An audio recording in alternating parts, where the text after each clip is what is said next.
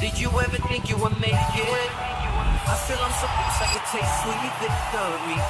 I know this life meant for me. Adam, what's your point? The future looks bright. My handshake is better than anything I ever saw. It's right here. You are a one of one. My son's right about I don't think I've ever said this before.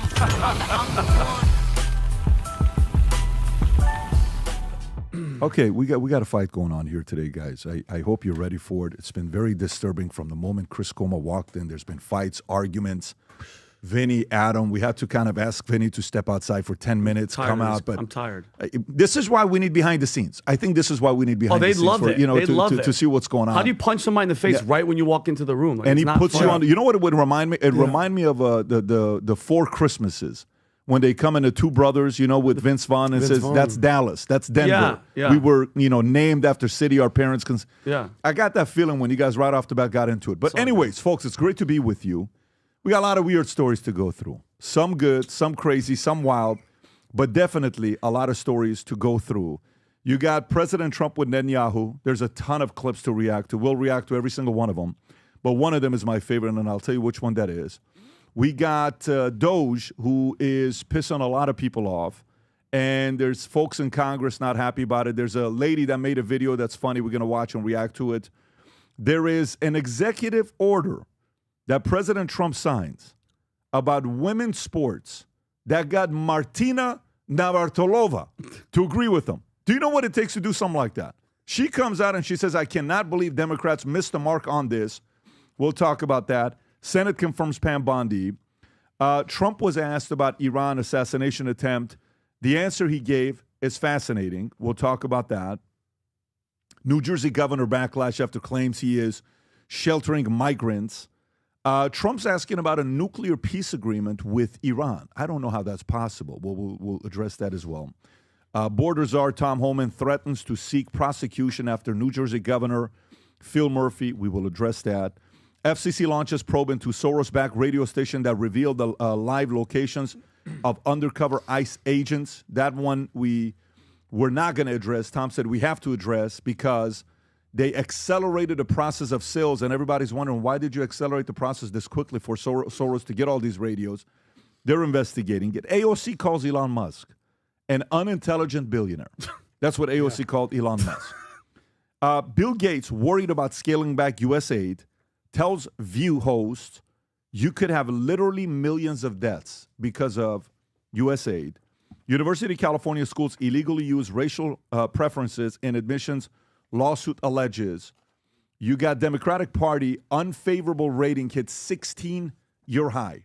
The last time it was this high is when Barack Obama took office, I believe, if I'm doing the math right. Bernie Sanders, Josh Hawley team up on Trump's pledge to slash credit card rates to 10%. So a capitalist conservative teams up with a socialist Democrat, Bernie Sanders. That's interesting. Army recruitment hits major milestone, but it may not be enough. Teens spend more than a quarter of their time at school on phones. Adam has some thoughts on that. Joe Rogan responds to Kamala Harris's alleged lies about their interview that wasn't. Fox to launch subscription streaming model as shares jump on election ad surge. And then you got a bunch of Super Bowl sports. They're removing racism. Tickets are down 58%. I asked Dylan, I'm like, Dylan, you want to go to the Super Bowl? He says, I don't want to go watch Kansas City play. Why would I want to go watch the Chiefs play? This guy is so like... He does not like them. Who's his team? Joe Burrow. Bengals. That's his team. That's whoever Joe's at. Whoever's Joe's Just Joe at. Burrow. Just Joe Burrow. Joe Burrow sent him a jersey, wrote a letter to him. Sent him. So him and Joe have a little bit of a relationship. Okay.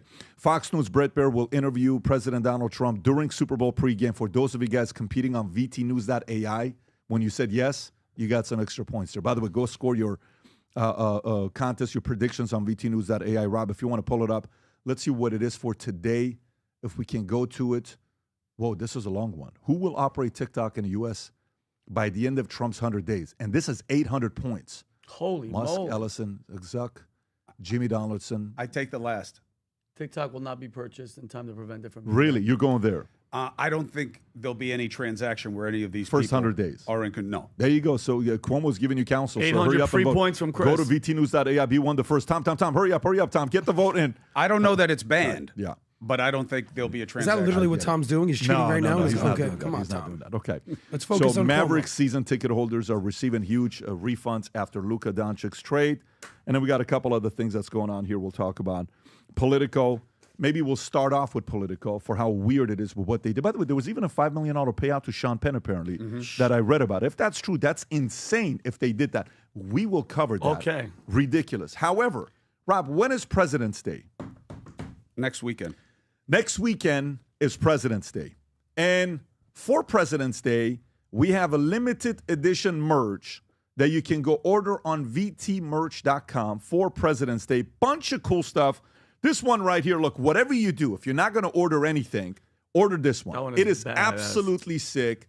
This is an actual photo taken of Abraham Lincoln with the glasses when he said future looks bright. Yes. And he said, by the way, one of the best things is he says, there was a tweet about Abraham Lincoln on Twitter. He says, don't believe everything on the internet, something like that. When I used to tweet back in the days, it's just funny. But anyways, hey, President's Day, we got Abraham Lincoln shirt. Future looks bright. It's sick. The quality is the best. Feel the quality, Chris, how sick this is. The Abe Lincoln thing is Chris, great. wake man. up. Chris. Future looks bright. Let's go to the We got theater. Future looks bright sweaters. We got a bunch of other gear here. Whatever you do, go to vtmerch.com. Place the order. You get a White House sticker and a Future Looks Bright sticker. I got my Future Looks Bright sticker and vitamin sticker on the back of my phone. And I think it's what's the number here? I gave my inaugural shirt, the white one that I wore on the show. Yeah. I gave it to a very good friend of mine who loves you guys. And he gave me a great idea about Future Looks Bright. What's that? He says, you know what it is? He says, it's a secret test, Future Looks Bright. I was like, no, I don't think it is. I think Pat's just trying to be optimistic. He goes, exactly. If anybody looks at my shirt and says future looks bright and has a problem with it, he goes, they're an Americant. And I was thinking about it, and I was like, well, that is true. What would be your problem with it? that. Future looks bright. That's right. Why don't you want the future to look bright? And by the way, while you're I saying... think he had an Ellsworth Sosnick version of that. It could have. But anyways, the future looks bright. We also have for President's Day, we have a 47% off for 47. Rob, if you want to go to that category as well, there's a bunch of things there. Did I see Go that these place shirts your are only order. $18 now? Yes. Wow, sale. that's a It's a sale. deal. Yeah, for sure. So go to vtmerch.com, place your order, especially the Lincoln one, because that one is limited. It'll go very, very quickly. Okay, gang, let's get right into it. Rob, pull up the story with Politico. What the hell is going on with Politico? I saw this story everywhere. We're on a flight back from Vegas. We're coming back. We had a bunch of things we had to do yesterday and the night before. And then you see the story. Pull that up, Rob, the thumbnail that you just had. DOGE cancels Politico's government funding after $8 million in subscription contracts revealed. $8 million of subscription contracts revealed? What do you mean by that? White House Press Secretary Caroline Leavitt announced that Politico will no longer receive taxpayer money after ex-user Adam Townsend revealed that the news outlet had received $8.1 million in government contracts for subscription and other services as confirmed by USAspending.gov. I can confirm that more than $8 million. Is this her, by the way, saying that? Yes. Okay, pull up that clip, Rob. Go for it. Coming out here to the briefing room, I was made aware of the funding from USAID to media outlets, including Politico, who I know has a seat in this room. And I can confirm that the more than $8 million taxpayer dollars that have gone to essentially subsidizing subscriptions to Politico on the American taxpayers' dime will no longer be happening. The DOGE team is working on canceling those payments now. Again, this is a whole of government effort to ensure that we are going line by line when it comes to the federal government's books. That. And Please this president so. and his team are making decisions Please across the board on do these receipts serve Check the this out. You interests can of pause the it right American here. Like I said, 2 weeks ago, our CFO, the finance folks, went through line by line asking, why do we have 910 monthly memberships that we're paying for services? For valuetainment. For valuetainment. Asking, what the hell are we doing paying? Do you know what that means? Wait. 910 memberships that we're paying on a monthly basis. You know what the beautiful thing about an audit is? When you go in high forensics, you kind of go through every line by line to see what's going on. That's exactly what's going on right now. They're assuming this was never going to happen. Tom, what do you know about the story so far? What was very interesting that came out of this, and of course, the internet is abuzz with a bunch of elements. There is Matt Taibbi, Glenn Greenwald, and CBS apparently asked Politico directly, says, hey, here's where the money went. Here's the reference point. Is that you? So giving them an opportunity to say, this is what's showing up in the audit. There's the money here. Is that you? And it was at and they did not answer Matt. They didn't answer Glenn, and they didn't answer CBS as of this morning, supposedly. Now, pause for 1 second. Everybody watching right now, remember what Tom just said is a fact. And it's probably the most important part of the story, and here's why. The next time any major media outlet plays a no comment as a tacit admission of guilt, remember they refuse to comment themselves.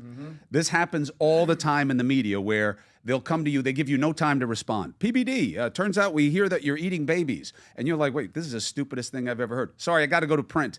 I need to hear from you by 3 o'clock. And they play no comment as if PBD has something to hide. They did the same thing when they were asked a question. So just remember that. When someone says no comment, doesn't mean that they're guilty. And outlets like Politico, like the New York Times, it's also involved in this story. I don't know why they're getting a pass. They do this all the time. So just be aware as a critical thinking citizen, when they play no comment as a tacit admission, they did the same thing. Got you. And so everyone is looking at it, making the natural comment, saying, why on earth is our government, through USAID, sending money to a news outlet? Right. Why are they doing that? This is not like, hey, we're all going to go over to Vietnam for, this commemoration of this, and, we'll help you with travel. A couple of you extra people can be on Air Force One. Those things happen. But this is, why are you giving them the money for this? Then there was a indication, this is my favorite, apparently Politico, by a couple hours, was the first breaker of the Russian interference story during the election. Weird. And so it's like, wow. So now the question is, was the government not only sending money, but was the government also sending narratives? 4 o'clock, the story will be Russian interference, and here's what we got. It doesn't look good. It looks very, very gooey is the word I'm coming up with for Politico. You're dovetailing a little bit with what Schellenberger's been talking about with some other coordination that he found between government funding and the CIA and the media, which is very cloudy at this point. The problem with this story when it came out, and I believe it was most likely leaked by the DOGE guys because of who broke it, you don't see far-right podcasters breaking a lot of news, right? And they all came out at once with this story, so somebody probably leaked it to them. It was leaked as a USAID story, and it isn't. Most overwhelmingly, the money does not come from USAID. It's only 44 grand from USAID. But it is. So they came out heavy on USAID. Why? Because that's the narrative that they wanted to run, right? And that's what was leaked to them. That's the problem with not being an accountable media organization, is that you'll just take what you're fed. But there is two legitimate questions here. There are two legitimate questions. One is, should taxpayer dollars be going to any outlet for any reason? Okay, because of the inherent conflict that Tom is bringing up. And I think that's a legitimate question, and it's a little surprising. I've never heard of this before. There's a second question, though. Congress funds a lot of regional and local media. A lot of outlets are dying, right? Local news is struggling in a lot of places, especially in print. There's a lot of subsidies. Is that a good use of taxpayer dollars? That's a harder question for me. It's easy to say, should you be given outlets? Should you be given the New York Times money? It's different if you're talking about the Topeka, Kansas Register newspaper. Why would you give them money, though? I don't think left, it's a right, debatable center, issue. Anybody should get money from the government because you, in a way, your loyalty lies there because they're paying you. Right. Yeah, I don't. That's the argument. No, but I'm saying we haven't heard that the story opposing yet. argument, though. Argue it and say the argument that people would say no, we should fund these small little media organizations. What is that argument for? In the public interest of information and news, that you want an informed citizenry, and that these outlets are going to close down. There will be fewer outlets. There'll be more driven by agendas, and we want to make sure that there's a robust, free media, even if that means there has to be some supporting of smaller outlets that wouldn't survive in the marketplace. That's the argument. Remember, Voice of America was funded by the government. It's supposed to be out there, right, on a global basis, capitalism, freedom, and all that. Well, all they did is the government has taken that same technique and said, hey, wait a minute. If we do it that way, then we could also do it this way. And we could, whoever's in power, has the power of the pendulum swinging that side of the aisle. Yeah. And go and spend the money and do it. I mean, look, you can argue that we are living proof right now that you don't need to do it this way anymore. Again, it's a political question, not a legal question. And I think that the media has evolved in a way where everybody has immediate access to information and they have their own microphone. So maybe the situation has changed and it's time to look at it because every dollar you save is a deliverable on what the promise of the last campaign was. I'm looking at this one here. It says Politico received $44,000 from USAID. But was given millions more from by other agencies. Yeah, mostly HHS. HHS gave him $1.37 million. Yeah. Why? So I did a little research on this. They have an energy, they have a special product that has like deeper experts and stuff. But here's the problem. Congress buys subscriptions also, Pat. But they do like a subscription that you can go in and everybody uses the same code for the New York Times so that all members of Congress can get access to these different media outlets. I don't have so much of a problem with that. They want to subscribe to Valuetainment so that everybody can see what's going on here. That's cool. They should be informed about what's happening in significant places. It's when you allow it on an individual basis, you wind up netting up these costs. And now you have like 937, as we were talking about earlier, your own audit, people getting separate subscriptions. Yeah. That's when it gets expensive. This comes down to basically one thing. It's the government efficiency. Yeah. So imagine you're a family and your income is $100,000 a year, okay? And then you look at your line-by-line budget or your audit, as Pat called it, and hold on, guys, our income is $100,000, but we spent $120,000. But not only did that this year, we did that last year, the year before, and the year before. But it's also not car and driver. It's the New York Times, and there is a conflict. But I don't even know what that means, Cuomo, but let me get to my Car point. and Driver magazine, who cares if you subscribe? There's no agenda. Yeah. You subscribe to the New York Times, there's a conflict. Okay, but I'm talking about income and I thought it was expenses a pretty budget. simple point. good. But It was simple, the right? point is this. Imagine you're the U.S. government. How much was our U.S. government income this year? $5 trillion. How much was our expenses? $6.8 trillion. There's a deficit of $1.8 trillion. Guys, these aren't small numbers. These aren't millions. These aren't billions. Almost $2 trillion we're in the red. So how long is that sustainable for? Pat, we talked about the U.S. GDP of what it was in 2024. How much was it? $29 trillion. And you know which party cares about that more? Hopefully both, but it's probably the Republican Party. Neither. Neither give a damn. the Tea They Party- never cut spending The Tea Party, on their I would watch. say agrees with that, but I don't know if they do anything. But the point is, what's our federal debt? $37 trillion. How long is this sustainable for? So, what she said, Caroline Levin said one thing that was actually super important. She goes, "We're going to go everything line by line." Hell, freaking yeah! Let's go line by line right. and see if this That's what serves you're the interests supposed of the to do. American people. I just hope that's they- what an I just audit hope they is. keep doing it. Hopefully, they figure this You out said and they you save that hope money. they do that? I hope they keep doing it. I have a feeling. Why would they stop doing it? Because something else will become more important. And I don't- there'll be right. the Iran nuclear deal. It'll be what's happening in Ukraine, and then people stop covering it. They stop paying attention. You stop hearing about it. Well, I mean, I don't think that'll happen because isolating responsibilities to certain individuals. Trump may get sidetracked with a different issue, but the DOGE, their job is to cut. Like, the numbers came up that X's EBITDA went up. I don't know if you saw the numbers about X's really? EBITDA went up Yeah. the last 24 months. Now, wait a minute. How did the EBITDA double in 24 months? Well, he was able to make they're losing money, they're doing this, they're doing that. The story just came out. We'll cover that story here in a minute. But Vinny, you want to say Yes. something? So I mean, Cut so 70% of his labor force. Also. Yeah, 6,500 means you employees didn't need gone. him. He didn't need any of them. Yeah, so I guess. Yeah, which goes to my point. So what? USAID spends $50 billion a year. Okay, and by the way, I did last night. That's all I was watching. Under the guise of humanitarian aid, they in part topple governments. They install politicians in different countries, and they do regime change. This is besides the political stuff. Okay, they paid. Pat mentioned it. Sean Penn $5 million, taxpayer dollars, to go meet with Zelensky just to give him an Oscar and that moment to give backing to keep giving this guy hundreds of billions of dollars. That's that. They allegedly paid Ben Stiller $4 million to meet with Zelensky. This is, again, all of our money. $68 million to the World Economic Forum. Michael Schellenberger was just on Ben Jesse. Stiller says that was not true. He That's what tweeted Ben it. said. Okay, Yes, I said allegedly. it's not true about Stiller or Penn. Penn has an organization that he started called CORE, which is kind of like the Red Cross that does amazing work in Haiti and other distressed areas. It is a relief organization. That's what the money was tied to.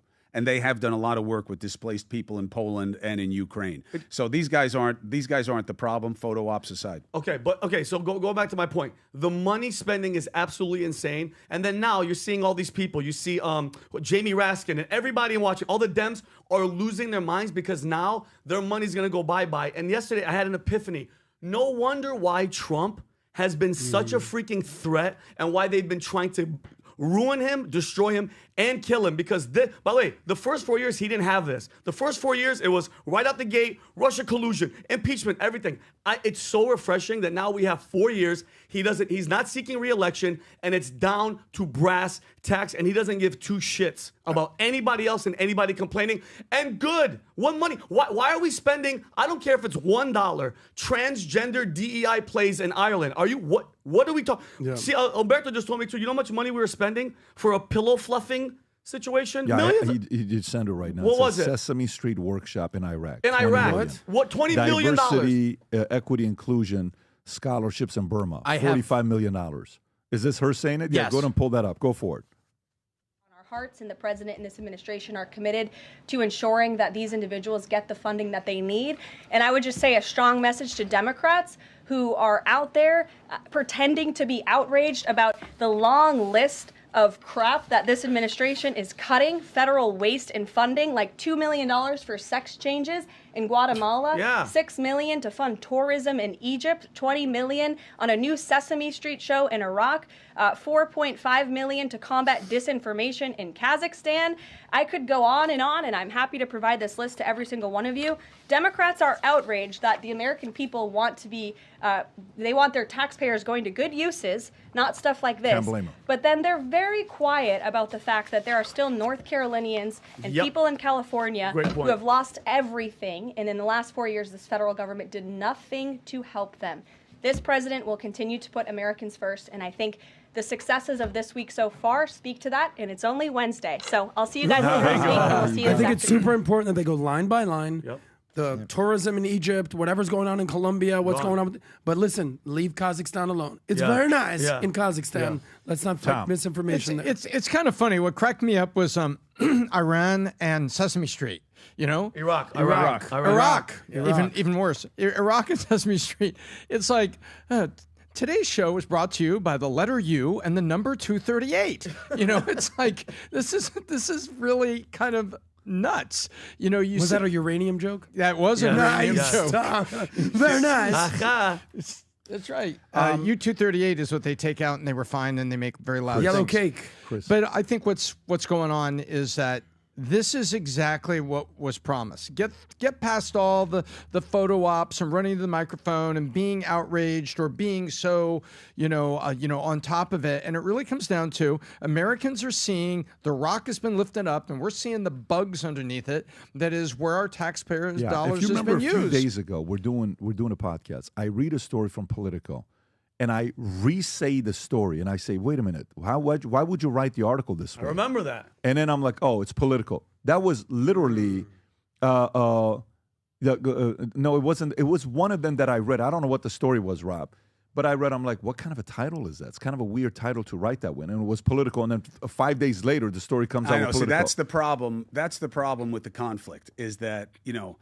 you can have problems with headlines. I mean, headlines are all disingenuous, right? I mean, they almost never reflect what you'll find halfway down a story. That's the problem with balance in media and judging your outlets. And now they created in a conflict, and that's what they have to deal with because now the suspicion has a reasonable basis. Nobody has any problem with cutting waste, fraud, and abuse. Literally, the acronym WFA is part of everybody's political science handbook in messaging. They just say WFA, and they mean waste, fraud, and abuse. It just never really happens. And I have no problem with this list of things. If you don't like them, that's fine. But the idea that, this is the big nut everything that they've listed so far from USAID is less than 0.5% of its budget. So that's why Marco Rubio came out and said, hey, USAID matters. There's certain things that He equate changed real quick, though. with soft power. But even this time, he wants more control over this. He doesn't want Elon to just shut USAID because as Secretary of State, you want the power of some money for soft power. So I think you just got to be careful about the extremes, but the concept of let's go through it and let the people feel and let political judgments be made, no one's going to have a problem with that. But Chris, why is it that, because this is all I've been seeing, I haven't seen one Republican in Washington in the street yelling and cussing and saying Elon is a threat and let's go after him, let's go in the streets because of the USAID. It seems like one side is pissed off that we're wasting all this money because it seems like their wallets are getting hurt. Why haven't I seen one Republican out there? Because Elon works for the Republicans. If Biden had done this with Bill Gates, Republicans would be going crazy. Vinny, there is an immutable truth here that everybody has to get their hands around. If you think one party is better than the other, I'm not when in a it party. comes to playing to advantage, then you are being sold by the game. But here's my thing. Let's just say I'm an independent, which I am.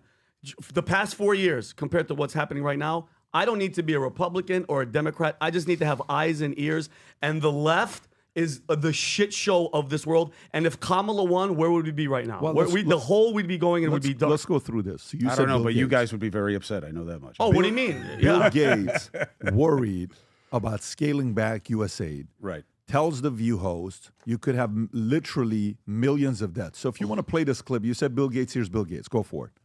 And you, Mr. Gates, you also called Elon Musk's political influence abroad, quote, insane, along with another word we can't repeat here. But what's your take on his political access and influence here in America right now? Well, Elon, his private sector work, has been very innovative, really fantastic. A lot of private sector people, when they get into government, they don't take the time necessarily to see what the good work is or why it's structured the way it is. So I'm a little worried, particularly with this USAID stuff. My foundation partners with USAID on nutrition and getting vaccines out. And, there's incredible people. They're not actually worms that work there. So, hopefully we'll get some of that work back in shape. In fact, if we don't, you could have literally millions of deaths. So, what? With aid, people think, wow, how much do we give to these countries? As you said, it's less than 1%. People think it's 5%, and it should be 2%, but it's actually under 1%. Wow, and still saving lives. Well, am I the only one that doesn't trust anything that comes out of his mouth? Is it just me? Do you trust anything that comes out of his mouth? With his sweater vest, with his button down underneath. What is it exactly that you don't trust about him? Adam, sometimes, people like facts and 100%. My intuition, I don't trust anything that comes out of his mouth, zero. And if you listen to what his wife, Melinda Gates, said about him, and one of the main reasons she left him was his relationship with Bill Gates, with Epstein. I don't want to hear anything about this guy. The computer nerd that's pushing vaccines and threatening millions of people. How come the Epstein files aren't one of the things that are being exposed, by the way, along with JFK and Bobby Kennedy and Dr. King's deaths? How come they're not releasing Epstein? Well, what if they're timing it perfectly? They're going one at a time. What's your insinuation? I don't know. Mr. Cuomo? I think people make choices about what matters to them and what doesn't matter to them. And I don't disagree. Yeah, I'm not being skeptical of it because, look, my problem with skepticism is it's the lowest form of intelligence. So you now have to take a couple more steps. Yeah. Is Gates right that millions could die? It's a possibility. It's not a probability. Why? Because you're doing the things with the mosquito nets and the AIDS and the malaria and all these different things that fall under USAID. I get it. Things could be worse in situations. The mistake is making it like there's a right and a wrong. There's a preference, and they are legitimate political questions. And if Trump wants to go through this, fine. How Musk does it is worthy of scrutiny. The first thing that should have happened that didn't happen, that would have been very helpful, Musk should have done personally what he's doing with these agencies. What money do you get from the government? What are your relationships? What information are you accessing? And what does that mean to your businesses? That's my only concern about Elon, is I don't want him, I don't know him, I'm not judging him, but You're giving a private citizen access to information and dynamics when they are in the business of information and those same dynamics. That's all. Yeah, So well, I just think he has to be transparent. But here's what I would say to you. When you're saying that, to me, everybody gave the Democrats many years to prove that they were right. And guess what ended up happening? They were wrong. About what? About Everything. God knows how many things they were wrong about. By the way, don't ask me. So I'm just a regular guy. Don't ask me about You are how not I think just about a regular it. Well, guy, but when you look at the data and you see it's saying that the trust in the Democratic Party is the lowest in 16 years. Yeah. How did that happen? Because Was they that lost to accident- somebody they thought they were told, Democrats were told they were going to win. And people get I really disagree. angry. I disagree, bro. Why do you And think it is? Let me tell you why I disagree. So let me. We're going here. I got a couple things. Let's stay on USAID, and then I'm going to go to the Democratic Party, 16% to address what comments you just said. So let's stay on because we have Epstein we got to get to. We got the Democratic Party, and we got to finish up USAID so we can go to the next one. All right. Do you think USAID has had more good or more abuse there? Do you think they've done more good or abuse with the money that they've gotten? Good. You think more good? What percentage is more good? I have no idea. It's not a relevant metric to me. The metric would be go through it line by line, and then prove me wrong. Because I think that Democrats and Republicans have contributed to their budget since 1961. So you're going to have to look at it, and you can go through it, and I don't have any problem with any of that. Yeah. I do think, look, there's always politics at play. The idea that, Trump was there 2016, 2020, okay? There was no waste, fraud, and abuse there at USAID. So the idea that this is new, I don't agree with. That's not it, though. No, this is not about 2016 versus 20. The difference in that argument would be Trump, when he went in 2016, he had no clue what he was doing. He knew nothing. He knew not where the bodies were, who to trust, who not to trust. 4 years later, he went in there saying he was going to drain the swamp. He was going to do exactly what he's doing now. 4 years later, he looked at everything. He says, so the strategies I used wasn't effective. Yes. In the first term. Okay. But this time around, some could say he's done more in his first 3 weeks than he did the first year when he was president. What he's doing the first 3 weeks. Yeah, I agree. He's actually doing what he said he was going to do in the first term. But the first time he didn't know where the bodies were. So let's go to the next one with the Democrats, right? Where the story comes up here, Rob, can you tell me what page that is where it says the Democratic Party's trust is at the lowest in 16 years? I think I read it. One of you guys had that as a story that you wanted to give comments on. Bottom of 11. Bottom of 11. Okay, thank you, Tom. So it says Democratic Party unfavorable rating hit 16-year high, okay? 16-year high. Let's read this. Good. And is my reaction. Okay, great. But I'll give you why I think, because you said something else. They thought they were going to win. So, here we go. Quinnipiac poll finds the Democratic Party unfavorable rating at 57%, the worst since the poll began tracking, while only 31% of voters view the party favorable, leaving them 26 points underwater. Meanwhile, the Republican Party is in a much stronger position with 43% favorable and 45% unfavorable, making them only 2 points underwater, a 12-point advantage over the Democrats' favorability and 12 points lower than unfavorability. Trump's numbers are stronger than both parties with a 46% job approval rating against 43, placing him 3 points above. In real clear politics, poll average, Trump is doing even better at 49.4% approval at 44.8 disapproval, giving him a 4.6% lead. Even Trump's favorability in the RCP average is positive at 48.9 approval and 47. Anyways, we see all these polls. But here's where I go. So, would you consider Martina Navratilova conservative? No. Absolutely Would not. you say she wakes up in the morning and her screensaver has a Trump picture on there, fight? What are the chances of that? It's probably with Kathy Griffin holding his head Right. off of a Something like that, right? Yeah.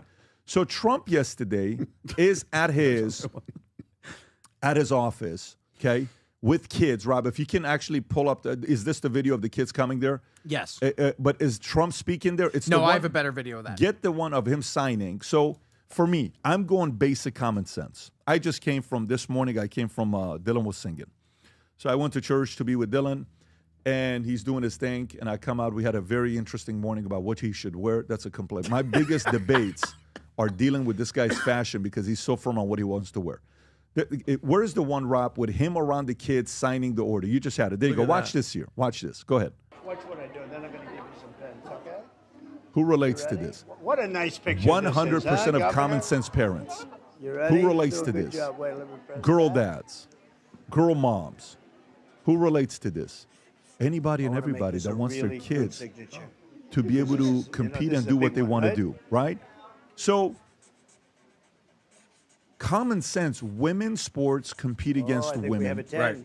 And a lot of sports and men are open, meaning if you want to compete as a woman, Go for it. you can. All right, so now watch this. Go to Martina Navratilova. Go to Martina Navratilova's tweet if you could, Rob. Well, if And that was Joe Biden, Pat, he'd be smelling all those kids. watch this here. Watch what she says. I hate that the Democrats totally failed women and girls on this very clear issue of women's sports being for females only. Says, I believe she's a lesbian tennis player. yeah. Right? And by the way, go in the comment section. Go in the comment section. I'm with you. However, I truly believe that the trans and sports issue was blown way out of proportion. A successful tactic by ours, Republicans. Media won't tell you. And woke liberals are clueless. If you keep going down, you would see folks who are liberals, okay? I'm so glad the movement has you. Never stop trying to change their minds. Remind them that the movement is filled with Democrats and liberal women. I'm trying to just do that. Thanks, right? They're going through, and she's responding. Easiest way to include everyone is staff. COED, intro, what is that word? Intramural sports on all levels. They should have universal scholarship. What does that mean, universal scholarship program? So she's responding. Like she actually wants to hear people out. Yeah. Guess what? When you say this isn't a Republican or Democratic thing, Chris, Democrats had 4 years to sell their ideas. Vaccine, you take it, it won't spread. Bullshit. Trump, Russia, bullshit. Hillary Clinton, 35 million. You know, if you, nothing wrong with puberty blockers. It's not fair. The state of Florida, we may have to move because my daughter, who, you know, he knew he was a girl. He can't take she can't take her puberty blockers. And we have to watch his video. So puberty blockers at 16 years old, at 10 years old. What are you talking about? Guy sends me a picture yesterday. Says, Pat, I don't think you understand what was really going on Manekt. And he sends me this picture of an organization called Plume, Plume. Can you type this, Rob? Go to Plume, Plume. Go right there. You have it right there. Just type in go to the website. Gender affirming hormone therapy and everyday care. Right, and you go lower, and guess what it says? With or without insurance, essentials you need to get your gender journey. So these moments, Chris, they lost so many people that even the common sense Democrats said, I'm out of here. So Stephen A. said something great on Bill Maher the other day. The truth is rarely easy for everybody to hear. He said, for all of these people trying to wonder how you could vote for someone like Donald Trump, change the question. The question is, what does it tell you that more people in America saw Donald Trump, for all we know about him, as closer to normal than the Democrats? Yeah. That's the question you have to be asking. And once you ask that, a lot of things start to be very clear to you. This issue, okay, what's the strength of this issue? It is a common sense vibe, not just for girl dads. You know, I mean, you and I are girl dads, but I don't think you have to be. I agree. You don't want somebody like you or like me playing against a female, okay? That's a no-brainer. The Democrats miss that because of what? The nuances of the issue. You have a better chance of being struck by lightning than playing against a transgender female athlete. This is a very bullied class of people, and the last thing they need is more pressure on them as being a problem. Those are fair points, but they don't remove the common sense aspect of what this is. And if it happens so rarely, then don't worry about the prohibition then, because you're not really affecting that many people anyway. So you might as well do what seems to be common sense to the majority of the country. That's what this issue is about. And the left found itself in a dynamic that we've seen the right in also. This is the problem with the binary system. They are co-opted by their fringe. Radicals that fight their own culture wars their own way, which is not that everything is okay. If somebody wants it, it's okay. Okay, that's America. No, that's not what I'm saying, Pat. You have to say it the same way. You have to believe it the way they want you to believe it. You have to let your kids use the vocabulary and the ideas that these people want for themselves. You have to use it also. If they want to be called something, you have to say that. And your kids have to be taught that. That's where the left lost the country, was that you do not do this in this country. You do you, I do me.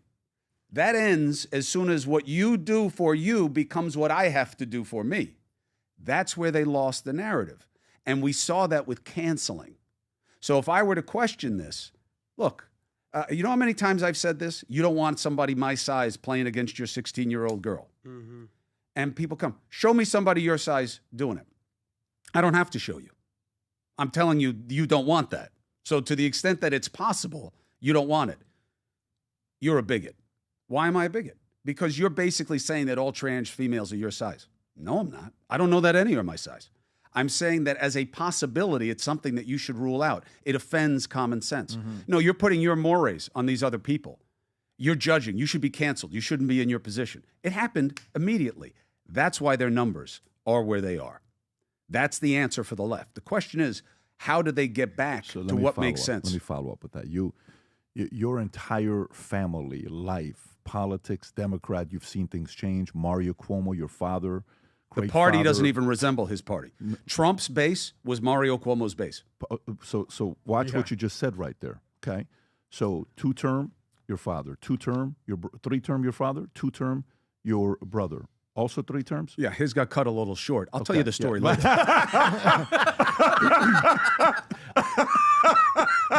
You may not have heard. I'll tell you. I haven't, but maybe one of these days if we have time.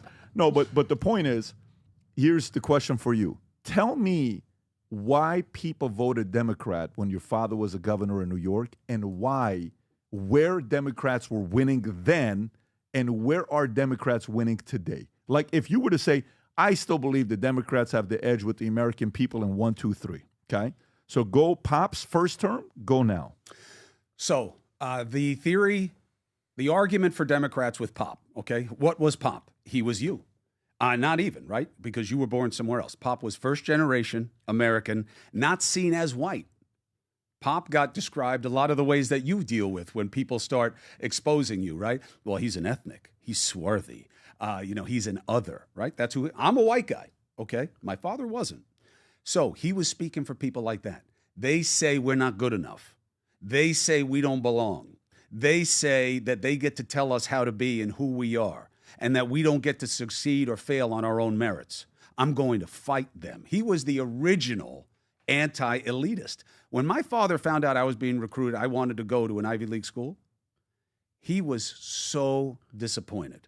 He was only disappointed that much one other time in my life, which was when I decided to leave the law and finance and go into the media. His joke was, why can't you do something that matters more to society, like sell crack?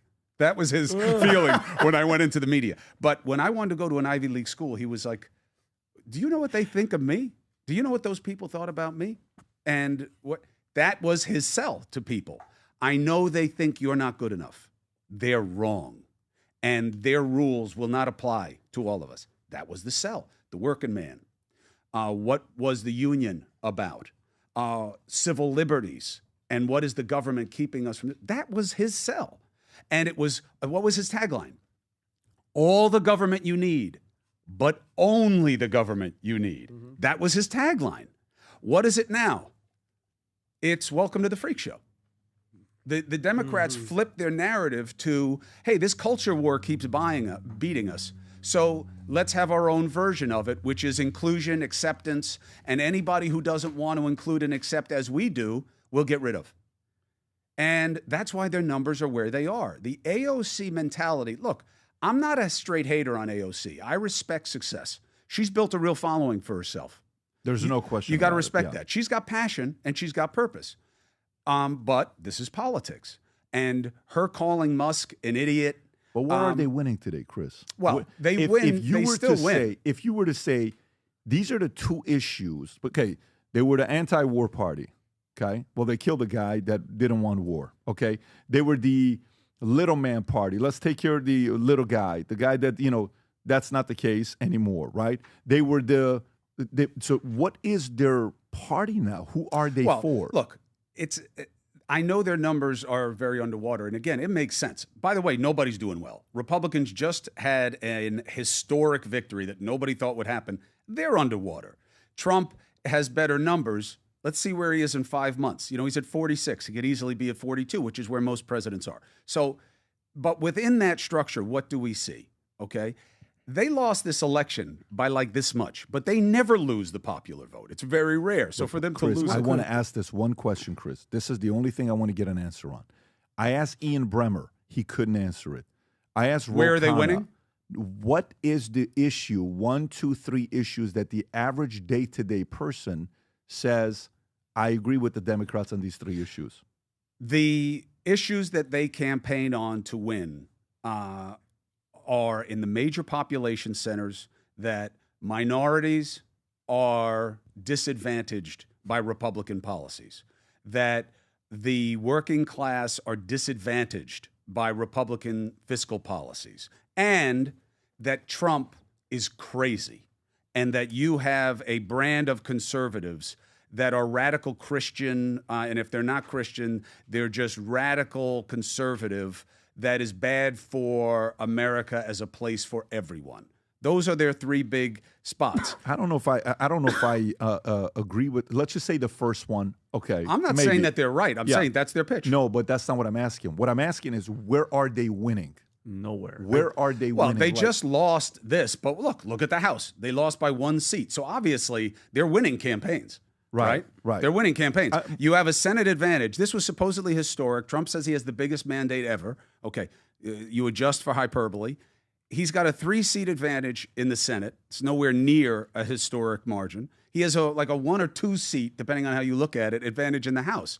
So the idea that, well, the Democrats are losing everything all the time, we're not seeing, except at the state level. You look at governorships and state houses, the Democrats have been getting their clocks cleaned. Why? Because what they say doesn't match what they do. And that's their problem. They are not for the working man. They're not for regular families.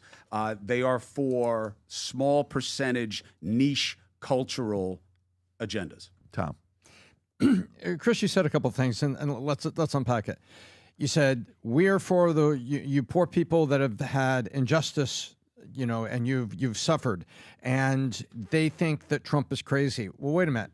There was a little bit of a hypocrisy, not you, but within the argument with them on trans.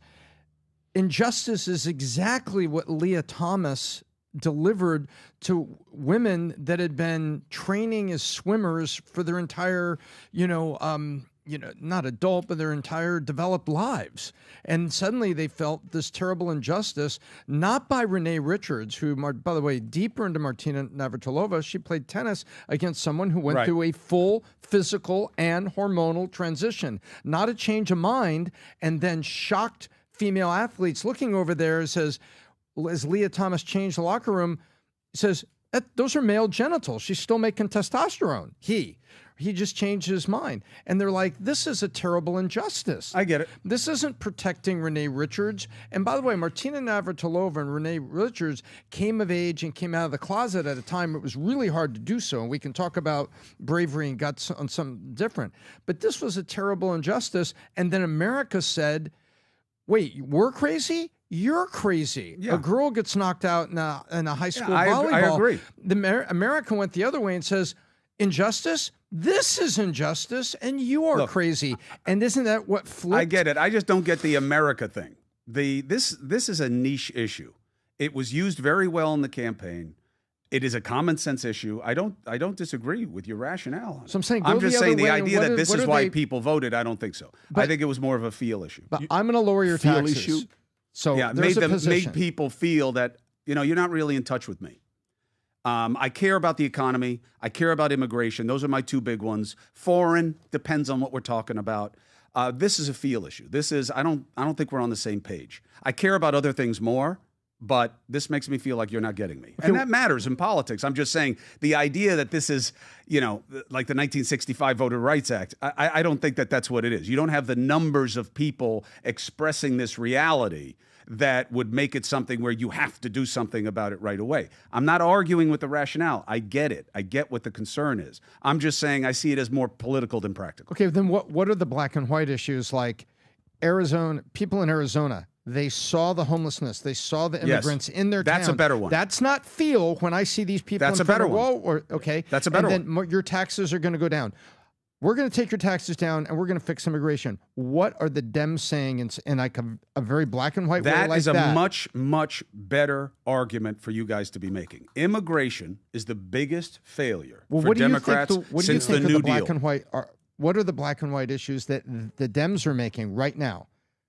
Well, that people should be listening to and right saying, now they're hey, not. That's a better way. You should listen to it. Well, hold on. First of all, as with people saying, let's judge what Trump has done since he's gotten in office, why aren't eggs less expensive? That's not fair.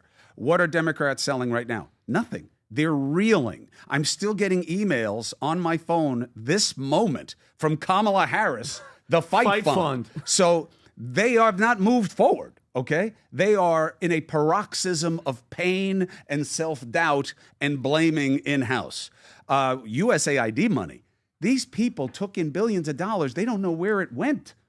And now they're asking me for more? I mean, look, everybody, I get the Trump ones. I get all of them. Yeah. But my point is, they're not selling anything right now. They're figuring it out. That's not an unusual place to be. How they're going to figure after it out. you got knocked out. By the way, 60 Minutes. Did you see the unedited version they released? It opens up with her going, I missed the bowl. What do you think about the whole 60 my problem with situation? that story from the beginning was you edit every interview. You edit every interview. I've edited every interview I've ever done with Trump, unless it was live. Why? Because that's what you do. You have a certain amount of time. You're trying to fit it in. But there's editing versus putting a different answer in to make that answer. Everybody knows you're not allowed to do that. Everybody knows you're not allowed to do that. Did they do that? And here's the standard. Some people, it's subjective, but here's the standard. So I ask you, how you doing? You say, good, but the other day, and then you go down a road. I have to use the beginning of the answer. What you can do is then edit within that answer something that makes a different editorial point that you want to make. That's okay. There is an argument here that that's not what was done. And by 60 Minutes of all people to be in this position is really embarrassing, and it is a clear indication. 60 Minutes isn't what it was anymore, okay? They don't have people who are recognized as the best in the business, doing the job on issues that are topical, and everybody wants to be there. It's just another media product now. It's not what it was. And they have things to answer for here, and the silence shouldn't be acceptable. Just like it shouldn't be acceptable for anybody else when they ask them their questions and you get a no comment. They're not explaining it, and that's on them. And can I say one quick thing to the women, male, transgender, LGBT? It wasn't, Chris. I completely disagree. It's not a niche thing when you have 1 out of 4 kids now in high school are either what? Non-binary, gay in that community. The White House flying the LGBTQ flag, bringing transgenders at the White House. They're flashing their breasts. All the push on all these kids and all these drugs. It's not a niche issue. It was just an issue that Republicans and the conservatives put their hand on. They're like, no, you're not going to F with our kids. But the left kept pushing. They're like, no, a 6-year-old can decide. The far left. Like a far left, but and, you know, I know and a lot the main of left was quiet. Would you say Kamala's far left? Kamala was just supporting them. I think she moved like they all do, right? Well, this was weird because it was an artificial process. Pre-election, pre-running. Pre-election, she was far left. Yeah. And then, she does what a lot of politicians do. She moves to where she needs to be to win that particular thing. So when she was running for attorney general in California, she was saying one kind of thing about law and order. Then when you want to be on the national stage as senator, you say something else about law and order. That's typical politics, but they are absolutely co-opted, or they have been, by their left fringe. And they have to deal with it and figure out what they want to do. Yeah. But I haven't heard one Democrat though go anti-LGBTQ pushing it on the kids. All of it. I haven't heard one. There's no need. There's a difference between being anti-diversity of type and what you force on people. There's a very stark difference. And Democrats or anybody, you're not going to be successful in American politics if you think in any way you get to tell people what to think or how to feel. Of course. You will lose. Of course. And when it comes to, because you guys have kids, I don't, but pushing it on the kids, and we are, like, and again, they push the homophobic, that's all transphobic, that's all BS. We're not. But you're pushing it, and to pretend that it's a niche thing, we are the gayest we've ever been as a nation. And that's just a fact. So I don't think it's a niche. Not as a podcast, as a nation. No, as a nation. I get it. But possibly as a podcast, Adam, too. go ahead. Maybe. We'll see. But there's no judgment. That's true. We're not Well, going to it judge you. sounds like a judgment. I don't think it If should you know be a anything judgment. about PBD, he's never going to judge you. No, He never judged I me. wouldn't do that. How old are you? But go How ahead. long you know me, Pat? Look, Pat asked a very simple question. Where are the Democrats winning these days? I think there's only one answer, and it's with woke liberal women who are View. pro-abortion, who are anti-capitalist, pro-socialist, pro-DEI, anti-MEI. It's glaringly apparent that they've lost regular dudes, they've lost families, they've lost people with kids. Just anyone with common sense looks at the Democratic Party and they're like, where the hell do they even stand for these days? I think that's true. You tried to basically say... Although I don't think women see themselves as pro-abortion. I think a lot of women who men don't even want to have sex with, who are basically saying no sex, no relationships, no dating, no kids. They're like, we're not going to do that during the Trump administration. You take a look at what they look like and you're like, yeah, nobody's going to date you anyway, honey. Sorry, baby. But, we tried to equivocate by basically like Republicans are underwater, Democrats are underwater. Nah. Republicans are underwater 2%, Chris. They're still underwater. 2%. That's within the margin of error. Hold on. But you're fighting about Democrats it are against a chump. 26% underwater.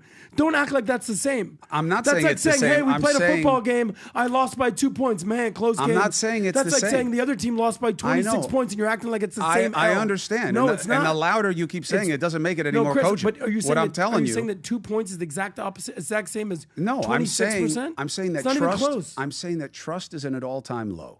Okay, and that's why my point was that Republicans, after an historic victory that wasn't supposed to be able to happen, they're still underwater. Why? The American people are very disenchanted with the two-party system. But Trump Democrats, is not underwater, though. Trump is plus 5%. He apparently. is, and we'll. But by the way, that's the not Republicans that's not are within the margin of historically. error. But hold on. Trump Again, is plus if you 5. wanna Democrats use- are minus 26. I'm with you. How is that even the same, though? They're not the same, Okay, Adam. I'm thank saying you. look at them in context. Yeah. The president is where most are when they just win. Okay, so it's not out of the ordinary. Are the Democrats down lower than ordinarily? Yes, for good reason. What are they going to do about it? I have no idea.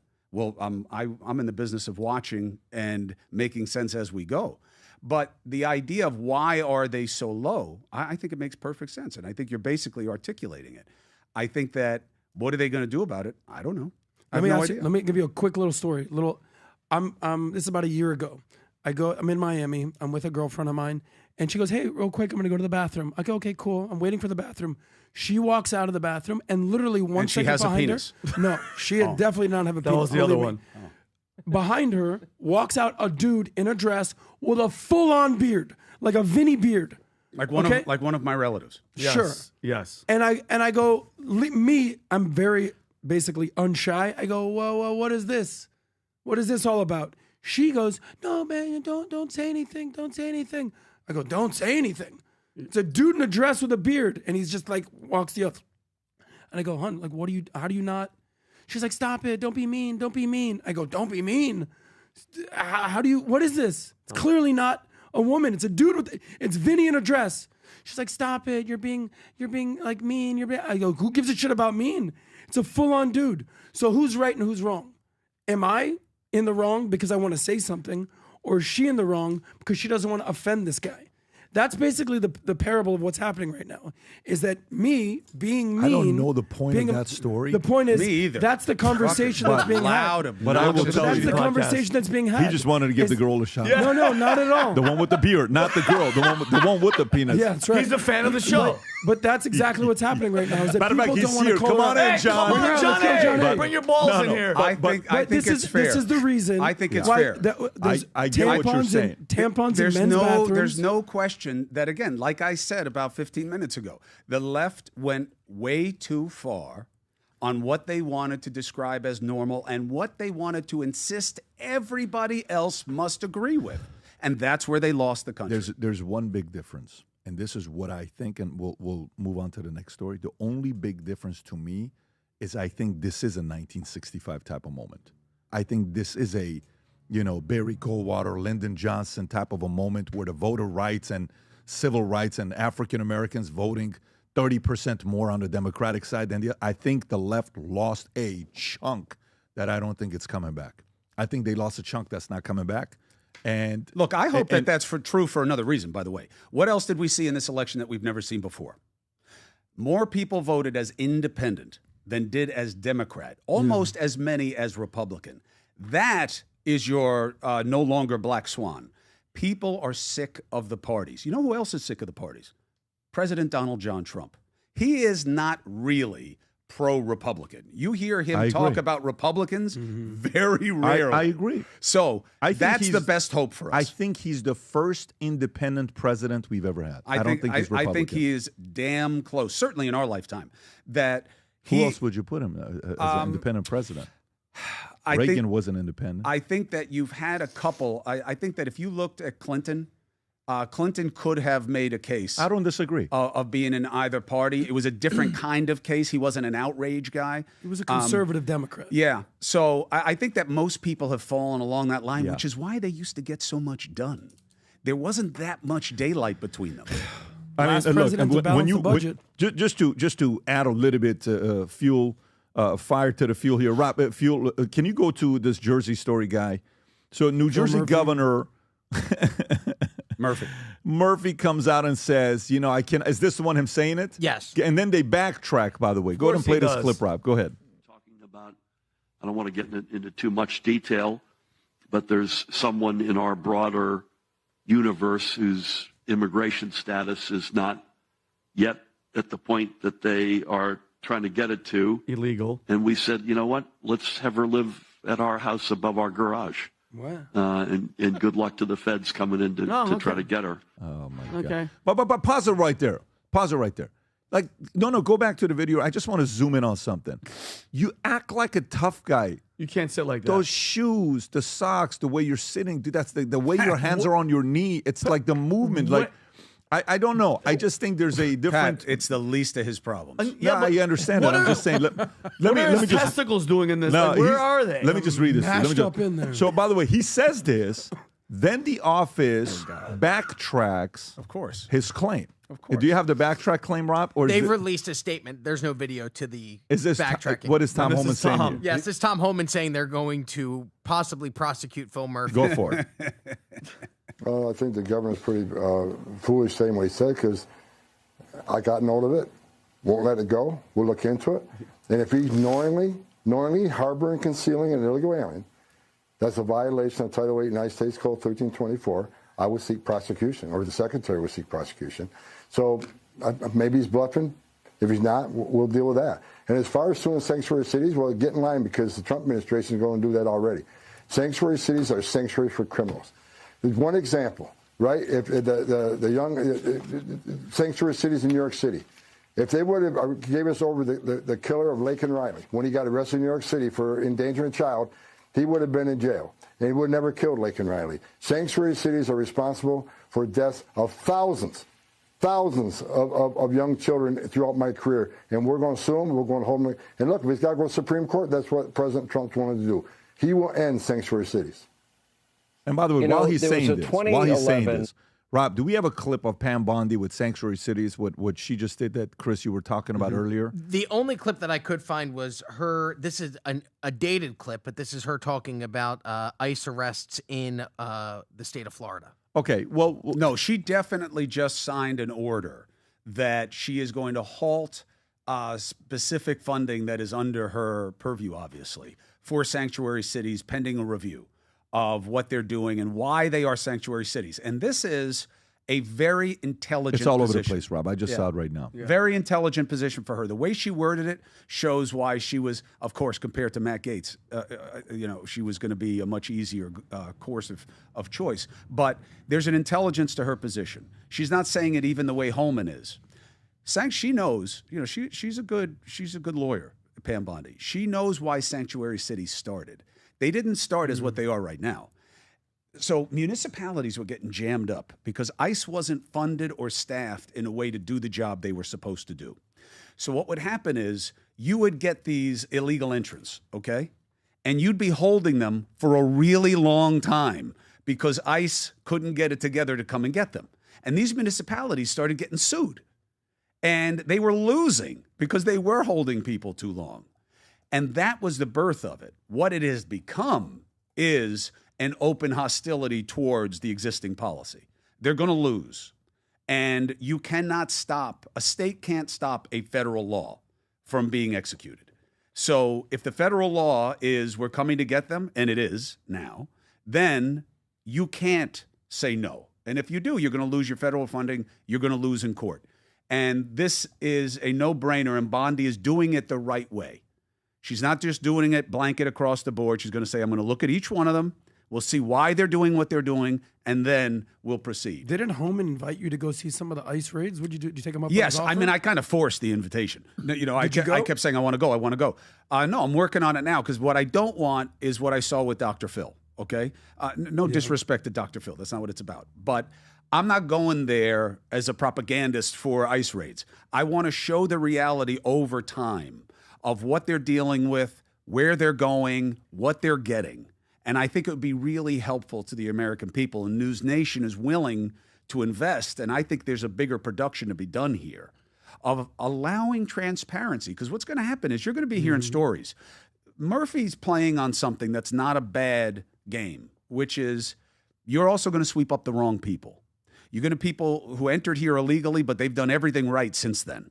And that is not the threat to the country that was being initially articulated. Right. That'll happen.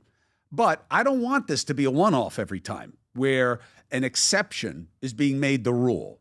And I think the more transparency there is, the more fair an assessment the American people will have. Aren't they going after criminals, people who have done yes, bad but things, here's some the bad thing. hombres? Yes, but here's the thing. And this is why they've been a little slow coming out with their numbers.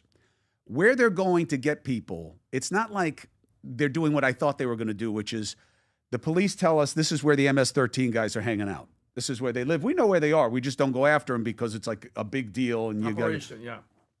and that's what they're doing.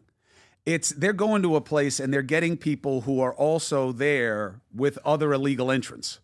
So they're getting like 8 people when they were looking for one specifically. What do you mean they're there with other? They're in that hanging out house with other illegals. They're so at they're that business. harboring criminals. No, they're illegal themselves. Yeah. They're all illegal. Illegals are hanging out with illegals. Yeah, they live there, they work there, they're hanging out there, whatever it is. Lo siento, mi amigo. I Cuando know, vivir I get con it. criminales, I get it. I tú get necesitas vivir. I get it. But the idea of what the law is pretty clear.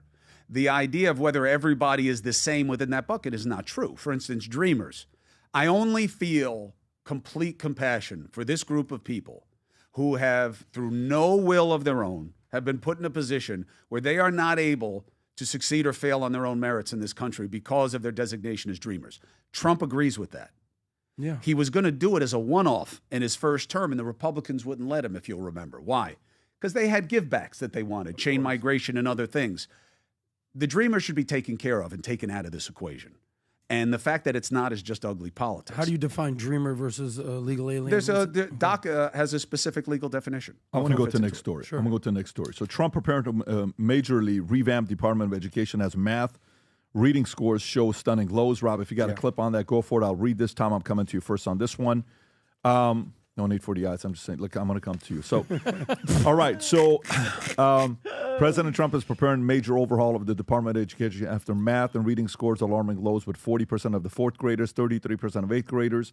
Readings below basic level, only 28% of eighth graders proficient in math. That is insane. Say that again. Only 28% of eighth graders are proficient in math, according to the National Assessment of Education Progress. Jeez. Moms for Liberty co-founder Tiffany Justice told Fox and Friends that Trump met with governors who were not only furious about academic failures, but also about the toxic soup of SEL, DEI, CRT being pushed in schools.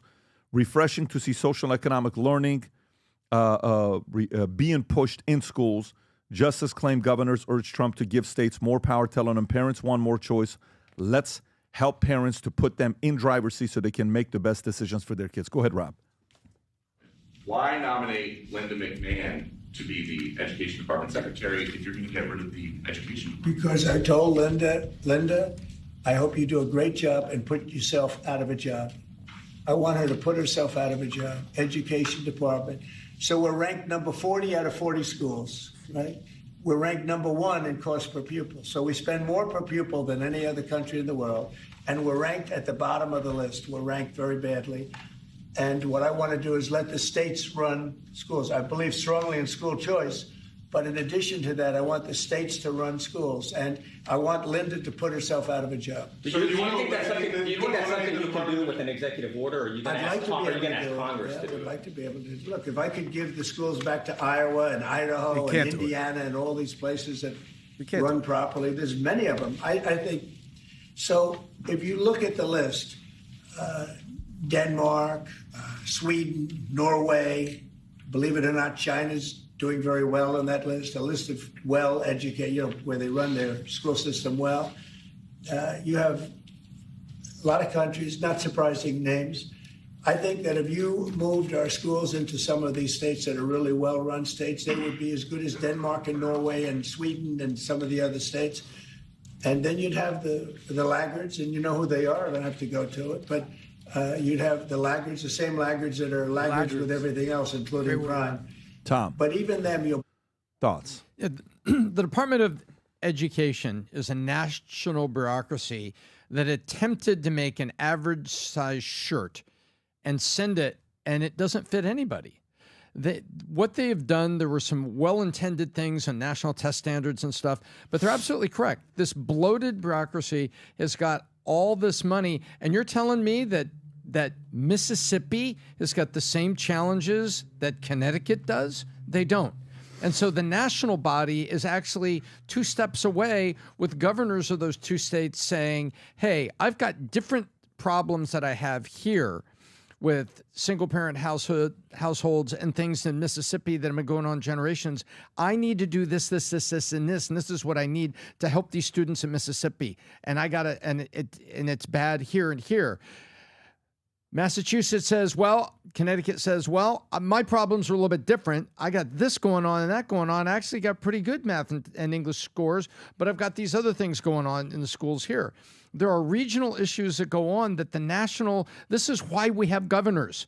The reason the president doesn't, run the entire country without governors is because each state needs its leadership to act local. So you can think global, act local.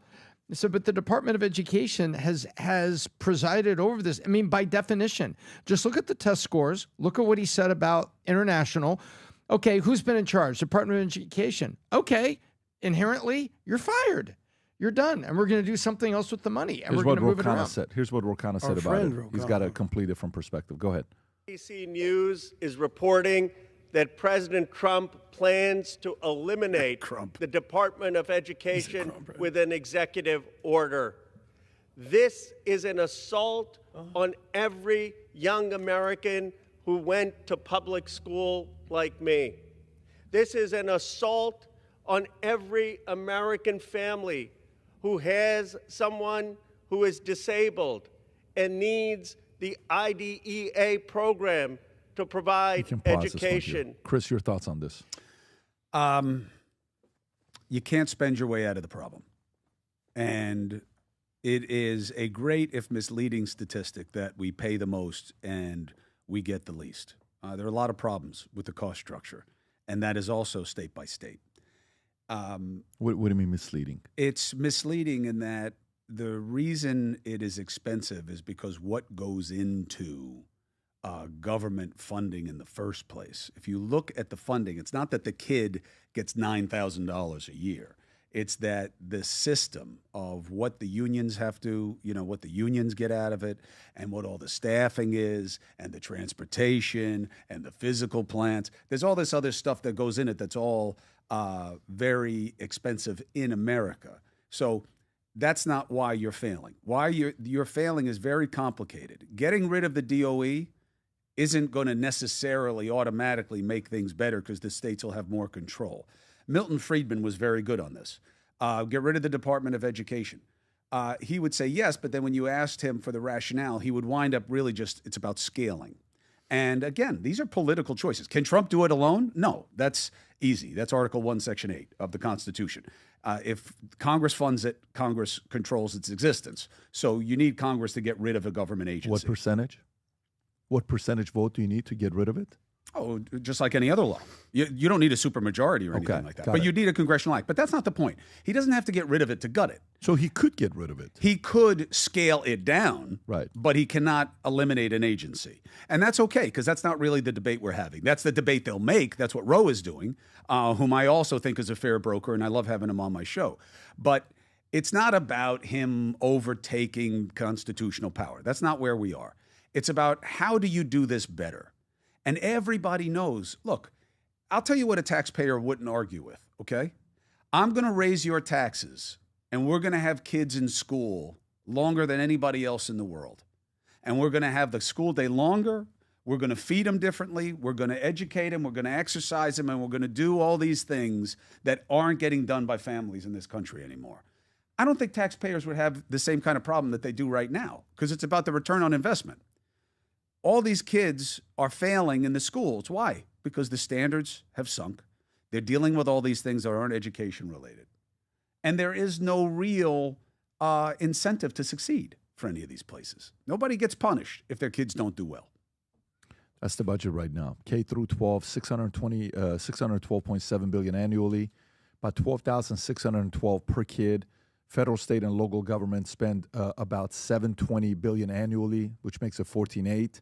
Federal government provides 7.7% of funding. State provides 46.7%, and local governments provide 45.6%. Right. This is of the funding. Now, you want to talk about that's the funding. Now, let's talk about the influence and CRT and DEI and the SEL and the things that are going in there that the government is invoking. So the government's, if you take a look at the influence and control, it's not 7.7%. It's greater than that. And I think that what Ro Khanna is doing is he's standing up there, and it's a little bit of grandstanding. He was just here, respect him, thank you for being here. But to stand up there and saying, this is terrible, this is public. I was a public school kid. And what he's saying now, he picks out a program that is doing some good, IDEA, and says, without IDEA, then these kids, that's a very populist thing you can say. Okay, Ro, but now let's go back to it and let's look at all the other things that aren't working. And we want to release the states to not be under the thumb of the DEA. The DEA, they need that. The DOE. The schools actually need DEA, unfortunately, the DOE. And so to give the local, magistrators, and the governors and the mayors and everything to do it. And what that's going to do is that's going to force the states to come head to head with the unions in their state, and things like LAUSD, which is the largest school district in the United States, Los Angeles, and by its own admission and the admission of people that have been there on the city council, probably the poorest run school district in the United States. So, okay, now let's move all this down local and let's see if we can get some change out of it.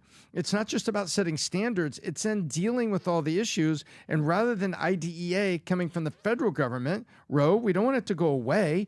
Something's going to have to replace the programs that are good, but let the state do it. They're at 93% of the total spend, 46 from the state and 44 from the local, right? Right.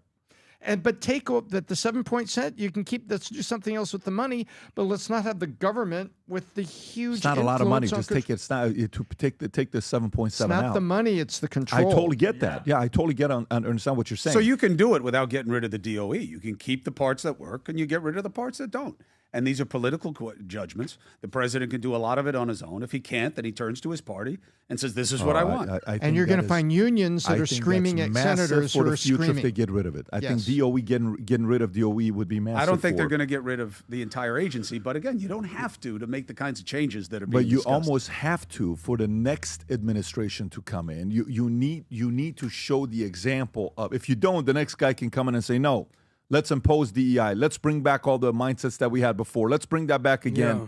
Somebody can bring that back. It's been proven it didn't work. Adam, your thoughts on this? Would you agree that there needs to be a dramatic change here? It's not like these are small numbers. Alarming lows. 40% of fourth graders, that's not 4%. 40% of fourth graders and 33% of eighth graders below basic levels. Basic levels. Yeah. Almost half. Below. You don't. So I posted this the other day because I want to give a shout out to hopefully the Eagles can beat the Chiefs this I don't week. know Do about you remember when the mayor came out last week and she was like basically saying, "Let's go Eagles, E L G." No, she didn't. Watch this. Yeah, she Let did. me hear you all say E-L-G-L-E-S, Eagles! She did. Wow. Yeah. Yeah, there she goes right there. Do you think she So can't this is spell Eagles? I'm just saying it's Do you anecdotal. think she can't spell? It's not anecdotal. It's I mean, bullshit. she did. But then, but you know what? Before I posted that ridiculousness, I said, let me actually find out what the hell's going on. How to spell Eagles? In PBD Philly. podcast. According to the 2022 National Assessment of Education Progress, the nation's report card, Philadelphia's fourth grade students had an average reading score of 195. That's below the average of large cities. Only 13% of Philadelphia's fourth graders was considered proficient in reading, well below the 40% that we talked about over there. Adult literacy is pressing concern in Philadelphia. Approximately 52% of adults in the city are functionally illiterate, meaning they struggle with basic reading. Sorry, That's Rob. adults, 52%. Yeah. These statistics highlight the urgent need for comprehensive educational reform and literacy programs. Rob reads Let's gooder go than you. EGLSES. Rob reads I gooder know than that's you. anecdotal. This is not. I know that's anecdotal. This is not but the numbers new. don't lie. This is not new. Tom says it all the time. Words talk, numbers scream. We got some dumbass people in this country. Yeah. And it's Yeah, you do. it's not a Democratic thing or Republican No, thing. it is not. Because if you look at what states are doing They well and both what take states are not advantage doing of it. well, they all stupid is and stupid does. Yeah, but this has existed for a long time. And we have a culture of accommodation, not of excellence. One of the reasons you guys have been able to distinguish yourselves is that Pat is so results focused and oriented. You do not have that in our culture in a lot of places, specifically within our systems. You don't have it. You don't have it in our government. You don't have it in our education system. Vivek, could you unpack that for me a little more? Look, I mean, I don't think these are new arguments. The question gets into, well, how do you change it? And the biggest thing in politics that people don't want to touch, you will not hear, whether it's Trump, I don't care who the politician is. No one's going to say, you know, Pat, your kids aren't doing well. You're not getting it done as a parent. How much phone time you letting them have? How much do you make your kid read every night? Well, I got to work. I got to do this. Life. No, I understand. But, you know, it's on you. Your kid is a reflection of your efforts. Well, you're not going to hear anybody say that. Wow. You're not going to hear anybody say that. Why? Because I'm not there. You're not voting for me now. So our politics is about giving somebody an excuse for their own behavior. And, you know, oh, we spend too much money. If we spent less or we did it differently or the states had more control. If you don't raise your kids right, it doesn't matter what school they're going to. I've had my oldest kid went to what some think anecdotally, to your point, is the best high school in the country, okay? Trinity in New York City, private school. I'm telling you, as somebody who watched her go through that school from K to 12, okay? She's only going to do as well as we make her do. Yep. She was blessed with a good brain. What she's going to make of it is about what her mother insisted on every frickin' night. And in the fights that we had over this stupid thing. And the best thing a school has ever done for me was what my public school in Sag Harbor did, of Long Island, of making you not allowed to have this phone in school. My kid has changed academically because the environment has changed. She doesn't have to compete with her friends about this distraction machine. And that is something that a school can do. But otherwise, it's on parents. You know, we're trying to absent them from this. It's not fair. We are on the same page on the responsibility where it's at. I mean, look at your kids. Yeah. Look how you are with them. What do you think? It's just a coincidence? It's just genetics that they're doing what they're doing at this young age? You're making it happen for them. And great point, Pat. Because I know you want to move on, Pat. This is one of our stories, but we don't have to get into it. Teens spend more than a quarter of their time at schools on their phones. A quarter. I believe it. Holy moly. A quarter of the, what does it say? Teens spend what? Teens spend, it's on miscellaneous. The first one, Yeah. teens spend more than a quarter of their time. So Seattle Children's Hospital tracking 115 students, 8 to 12. 25%, they spend 2 hours on their phones in a 6-hour day, 6.5-hour day. Have you watched this generation watch a movie at home? Oh, forget it. They're They on their watch the movie and they're on the phone. At the same time. And if you Yep. say, do you not like the movie? Do you want me to pick another one up? Oh, no, I like this. Nothing's happening right now in the movie. I said, what are you talking about? The movie is happening. plot. That's what's happening. Yeah. No, nothing's happening when something happens. Yeah. It's too much. I'm telling you, I know our parents were the same way with the TV, the boob tube. It's nothing like this. Nothing like this.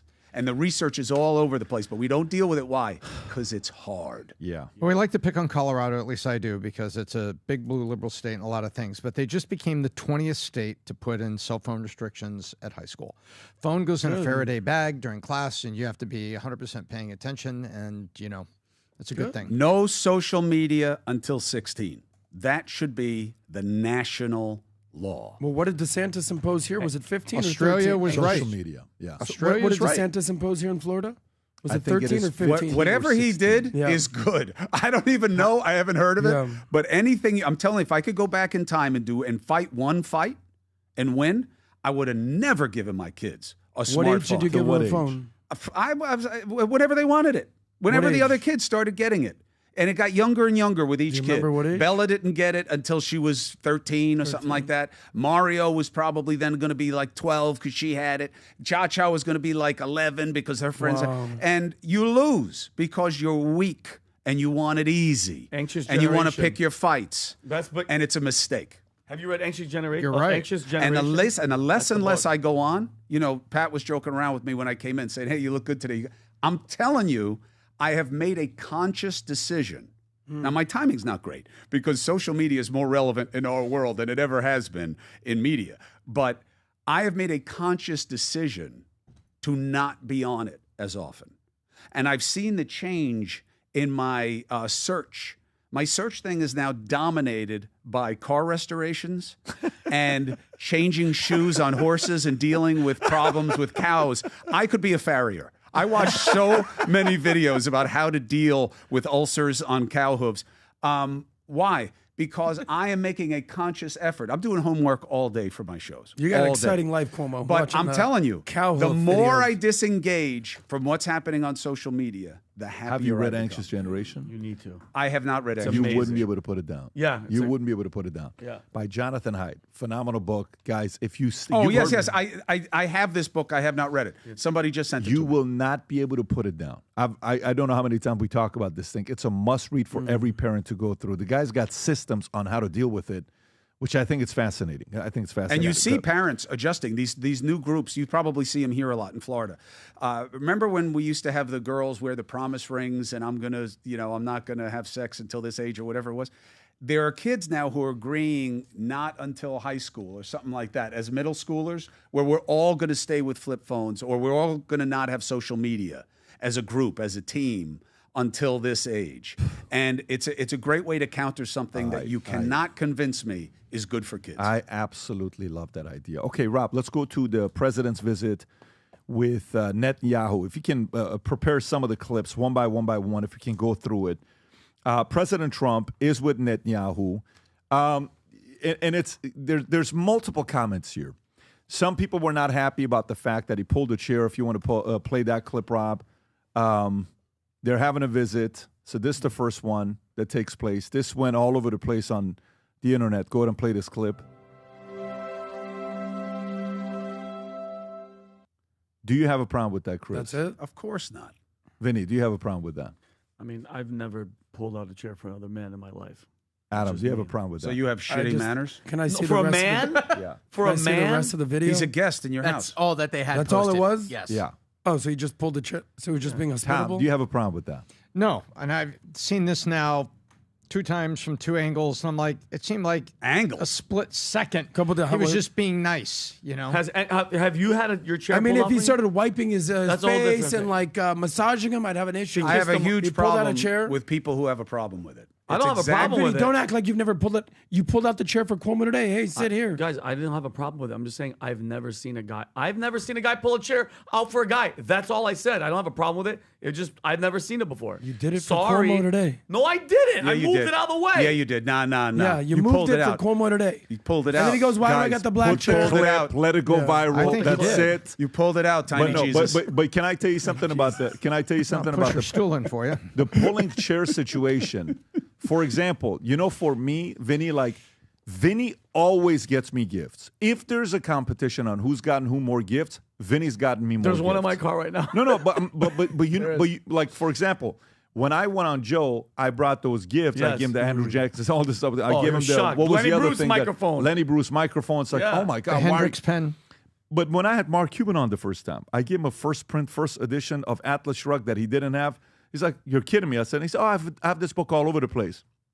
Not this one. I said, "It's first print, first edition." Rob, can you pull up the Cuban thing? And he's kind of like, "This is a first print, first edition." I said, "Yeah." Wow, I don't have this, right?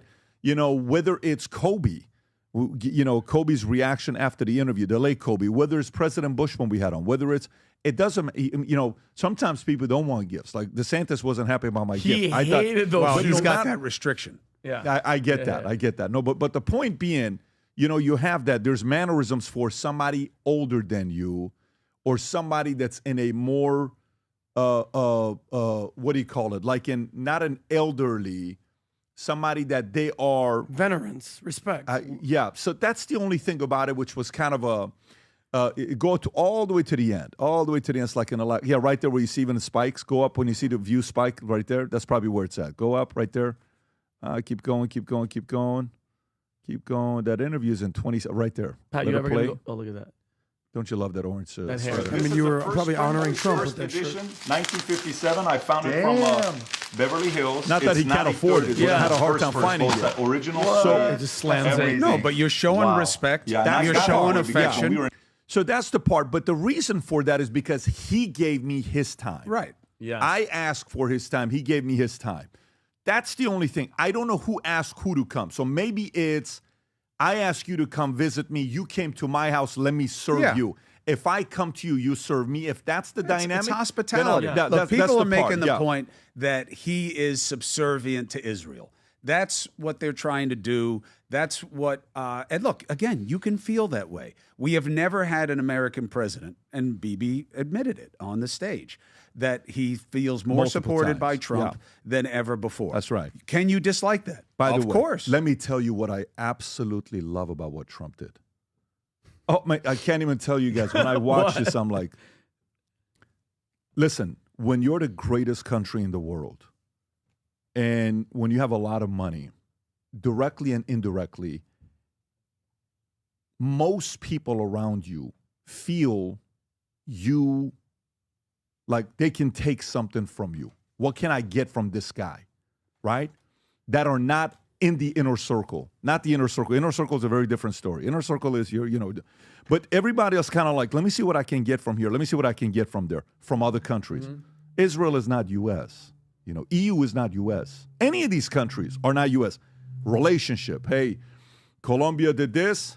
Panama. Yeah, we're not going to be doing this, the relationship with China. Blah, blah, blah, blah, blah. Of course, you need the U.S. business, and now you're allowing our naval ships to go through, which is saving us millions of dollars of fuel per year. That's what you're supposed to do, right? When he's giving this message and he throws this curveball, Bibi doesn't know what to do. Nothing. You can tell he had no clue idea. about No this. idea. Rob, is this the clip? So there's two clips. I don't have the isolated. This is the isolated version of Bibi's reaction. But do you want Trump making the announcement and then we play Bibi's? Is this with the announcement? You can hear it very lowly in the background. Okay, let me. But does the other one have what Trump says? Yes. Okay, play the other one. Watch this. The U.S. will take over the Gaza Strip, and we will do a job with it, too. We'll own it and be responsible for dismantling all of the dangerous unexploded bombs and other weapons on the site, level the site and get rid of the destroyed buildings, level it out, create an economic development that will supply unlimited numbers of jobs and housing for the people of the area. Do a real job.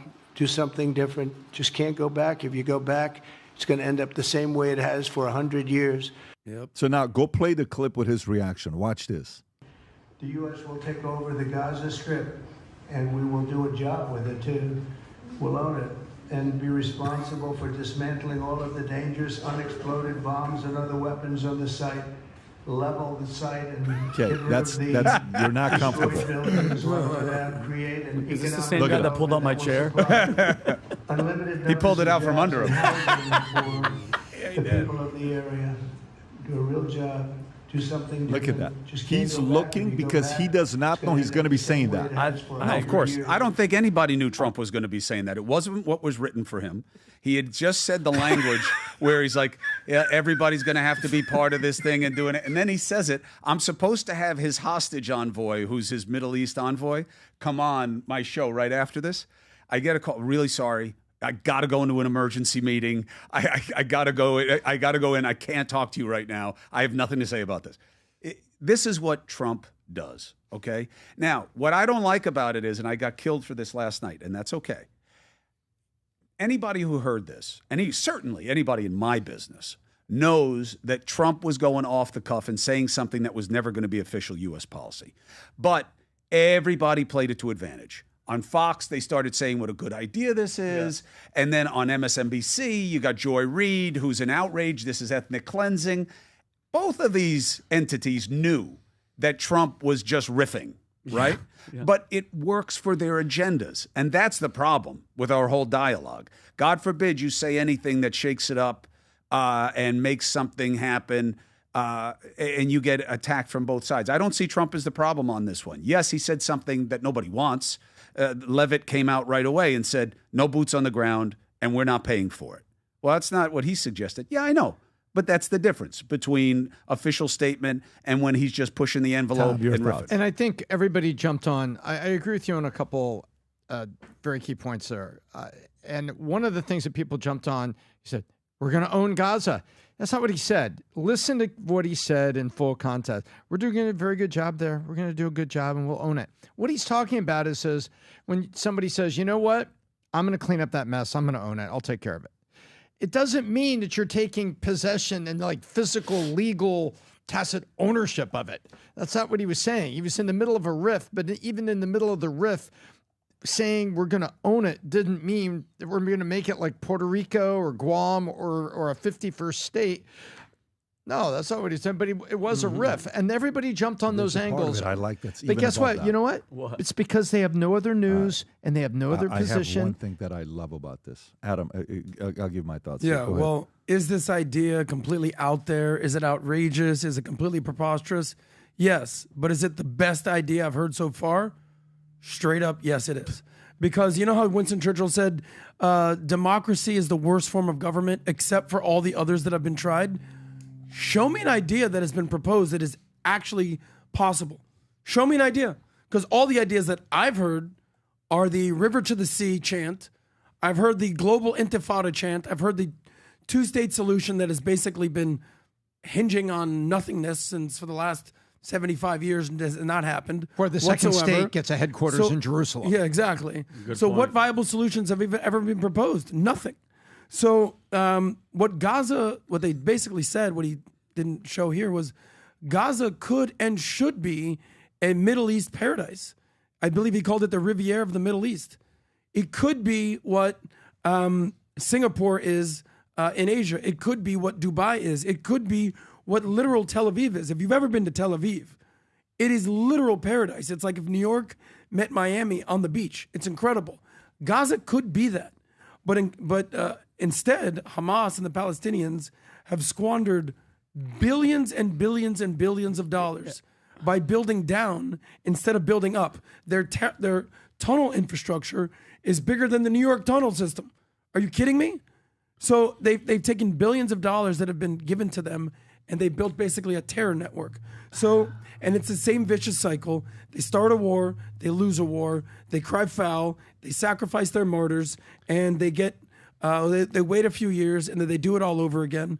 And then the last point is this: the Jordanians don't want them, the Egyptians don't want them. They forget that Egypt has a border right next to them. They're not taking them in.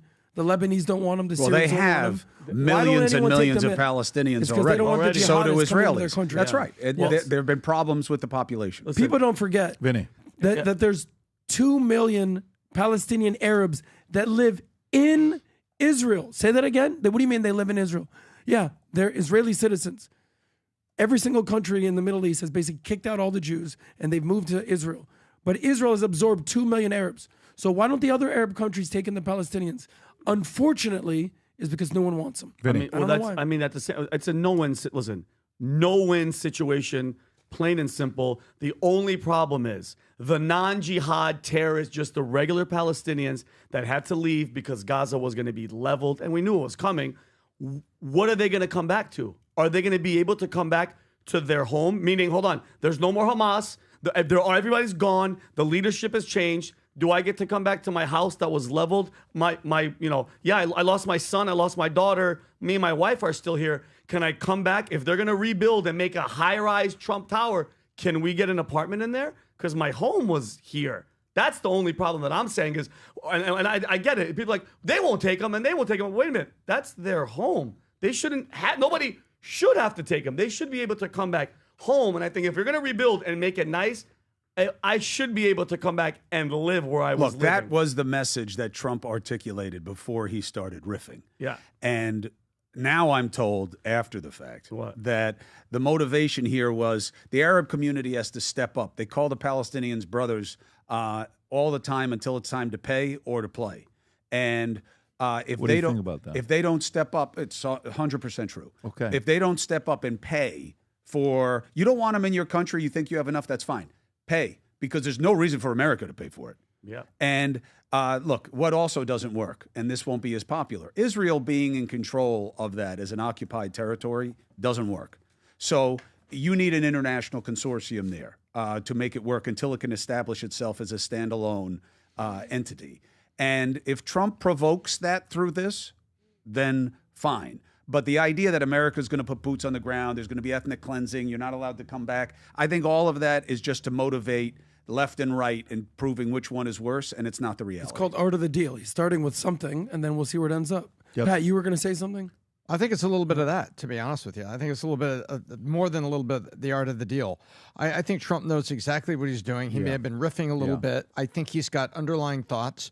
And to Chris's point, hours, not days, hours after the election, when it was time to pay or play, what did Qatar say? Yeah. Qatar. It's like, congratulations on your victory. And then they turn around, look over their shoulder and say, all of you Arab Brotherhood that are here, your visas are expired in 14 days, get out. Because Qatar's like, okay, Mr. President, Mr. New President, congratulations. We're good. And we don't have any of those guys. Yeah. But meanwhile, guess what? Those people were legal immigrants that were living in Qatar. But when it was time to pay or play, what did they do? You know, this is a very simple thing. When it's like, hey, if you guys want to stay quiet and you want to defend them, it was similar to what Kyle from Nelk Boys did, where he said, hey, are you about the open border? He says, yes, it should be open border. And, Trump, he's going to be kicking people out. This is their country. And what's wrong with that and open borders? They say, man, we're so glad you feel this way. We have 20 illegal immigrants on the bus right there. Brilliant. That we would like to bring into your house since you agree. No, they can't come in. No, you agreed because let them come into your house. Yeah. And we think this is a great idea. So they got caught, Vinny. That's the challenge. They got caught knowing they don't want it. Yes. So now, to me, there's a part of it where it's kind of like, okay, go visualize U.S. has a, whatever you want to call it. What do you call that land if we take it over? Occupied?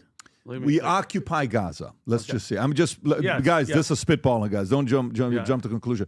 Let's build it into Dubai. Do we have the money to do it? Sure. Is the guy a real estate guy that can do it? Sure. Did Jared Kushner talk about how beautiful the water? Yes. Yes.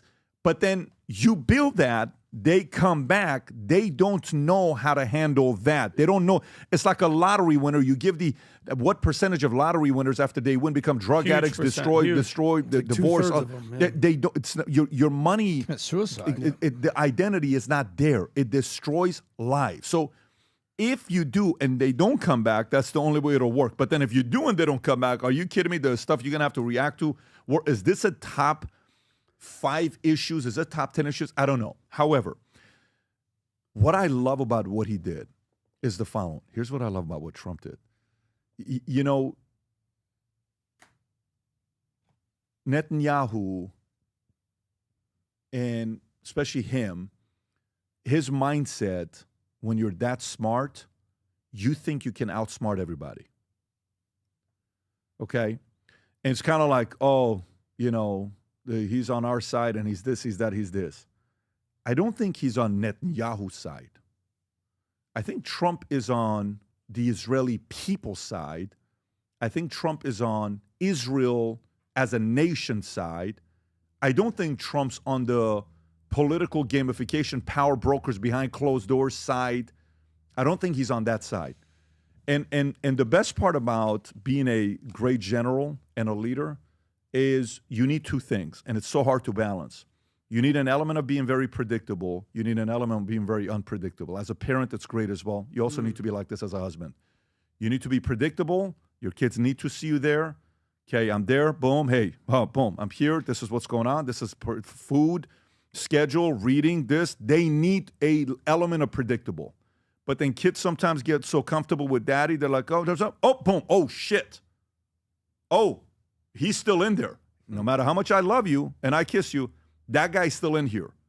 It's like, oh, okay. So every 90 days, this needs to be seen a little bit, right? Trump is dancing with Netanyahu.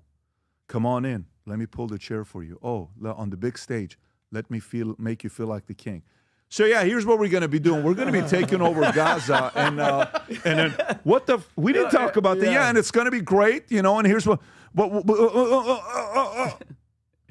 that's the beautiful part about him being unpredictable. You got to love how he makes everybody uneasy to realize, hey, man, I like you. We have a relationship, but you ain't America.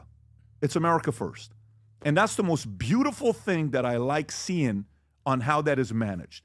If he stays like that, he's going to win people like me over every single day by making them feel uncomfortable. And that's the right thing to do. By the way, flip side, you ought to have a good relationship with them as well. You ought to try to have a good relationship with Russia. You ought to do your best to have a good relationship with Zelensky. You ought to try to have a good relationship with China. You ought to try to have a good relationship with Israel, but not at the cost of them thinking they own you and they control you. And I think this guy he's in such great flow state. I just love seeing that. Now, let's go to another thing. This clip, Rob, if you don't mind playing this clip, I just love this clip because it kind of goes to what Cuomo said. It prompted me to watch this clip. We're not going to get into it, but this is what Scott Jennings, who is the current owner of CNN, he said this. If you want to play this clip, go for it. Go ahead, Rob. What is currently the dumbest strategy in politics, which is Democrats taking the 20% side of every 80-20 issue in America. USAID, people want this pared down. They want it streamlined. They want to know where the money is going. Democrats have a meltdown. Today, Donald Trump signs executive order on keeping boys out of girls' sports. Democrats take the 20 side of that issue as well. All these issues, this is like Trump's superpower, finding a bunch of 80-20 issues, getting on the 80, and everybody who's sort of reflexively against him gets on the 20. And now the Democratic Party has like a 31% approval rating. This is why. I don't know. He's described. Oh, they lose their minds every single time. He's the owner. I love that He breakdown. runs CNN. He is the current CEO, owner, whatever you want to call it, of CNN. But hey, I got a weird story. Rob, you were digging deep in this one story. What page did you say it's on? 13. Yeah, and this one's kind of weird because at one point I was kind of like, why aren't they getting behind Josh Shapiro? During the election. Yeah, why aren't they getting behind Josh Shapiro? Talented, capable, speaks well, sounds reasonable. Game changer. And then you hear some stories there and the kind of thing. Rob, you want to take the lead on this story? With a PA official reverses suicide ruling for women with 20 stab wounds previously upheld by Democrat Josh Shapiro. What's the story about? Yeah, so this teacher, Ellen Greenberg, was found dead in her Philadelphia apartment back in 2011, and her family has been fighting the state of Pennsylvania to have the case reopened. The medical examiner in the case ruled that the death of Ellen Greenberg was a murder. However, he then met with the police and the district attorney, who at the time overseeing that case was Josh Shapiro, and that ruling was overturned, and she was listed as the cause of her death as suicide. But we have some images, and I'll pull those up. Please show this. So it was, remember, initially they were like, oh yeah, homicide 100%. Then how long, Rob? A week or 2 weeks? Or I'm not sure about the changed actual it. timeline. They changed it. They go, no, she killed herself. And this, look, just really fast, you guys tell me, that is all the stab wounds and the head gash. You mean to tell me that you're the district attorney and this all happening, and that you consider that a suicide? Go ahead, Rob. Go ahead. So the fiance of this woman, Ellen Greenberg, his name is Sam Goldberg. He is the one that discovered her body. According to Sam Goldberg, he went to the apartment, was with Ellen the night that she was murdered, went downstairs to their apartment complex's gym, worked out for 45 minutes. When he came back upstairs, he found Ellen Greenberg and called 911. However, according to an investigative reporter named Gavin Fish, before Sam Goldberg called 911, he made 2 phone calls. Those 2 phone calls were to 2 prominent Philadelphia attorneys, one James Schwartzman and then his son, Cayman Schwartzman, who happened to be Sam Goldberg's cousins. This is where it gets weird. The family of Schwartzman, the same family that Sam Goldberg called, they have direct ties to Josh Shapiro, dating back to high school. James Schwartzman's daughter, who is Cayman Schwartzman's sister, Kimball Schwartzman, she went to high school with Josh Shapiro.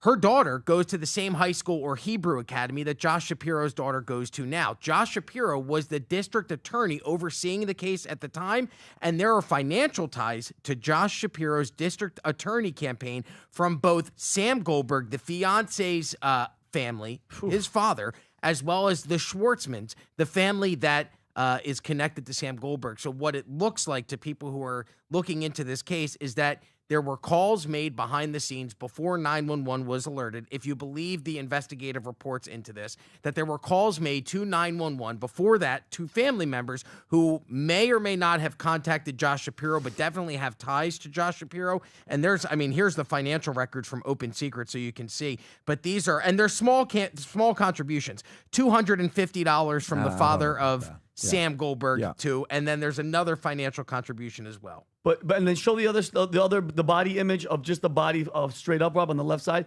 So Pat, if you're God forbid going to commit suicide, why are you stabbing yourself in the legs, in the it's everywhere, and then there's no way you're stabbing there in the back of the head. And apparently, Rob, when he went down to the gym for 45 minutes, he came upstairs, the door was locked. So do they know who killed this person? No, they just overturned the ruling and reopened the investigation into the death. What's super interesting is that all of this came out on August 8th of last year. But if you remember, this video was released, and we'll play it real quick. We don't have to play the whole thing. Yeah. But do you remember when the mayor of Philadelphia accidentally tweeted a campaign video announcing support for Josh Shapiro as vice presidential candidate with Kamala Harris? We played it. This video comes out on the 5th. And then the news breaks on the 8th that this investigation may be reopened, and all of a sudden the Josh Shapiro for VP candidate rumors disappear. Yeah, that's just bad news. Yeah. We're ready to rumble, y'all.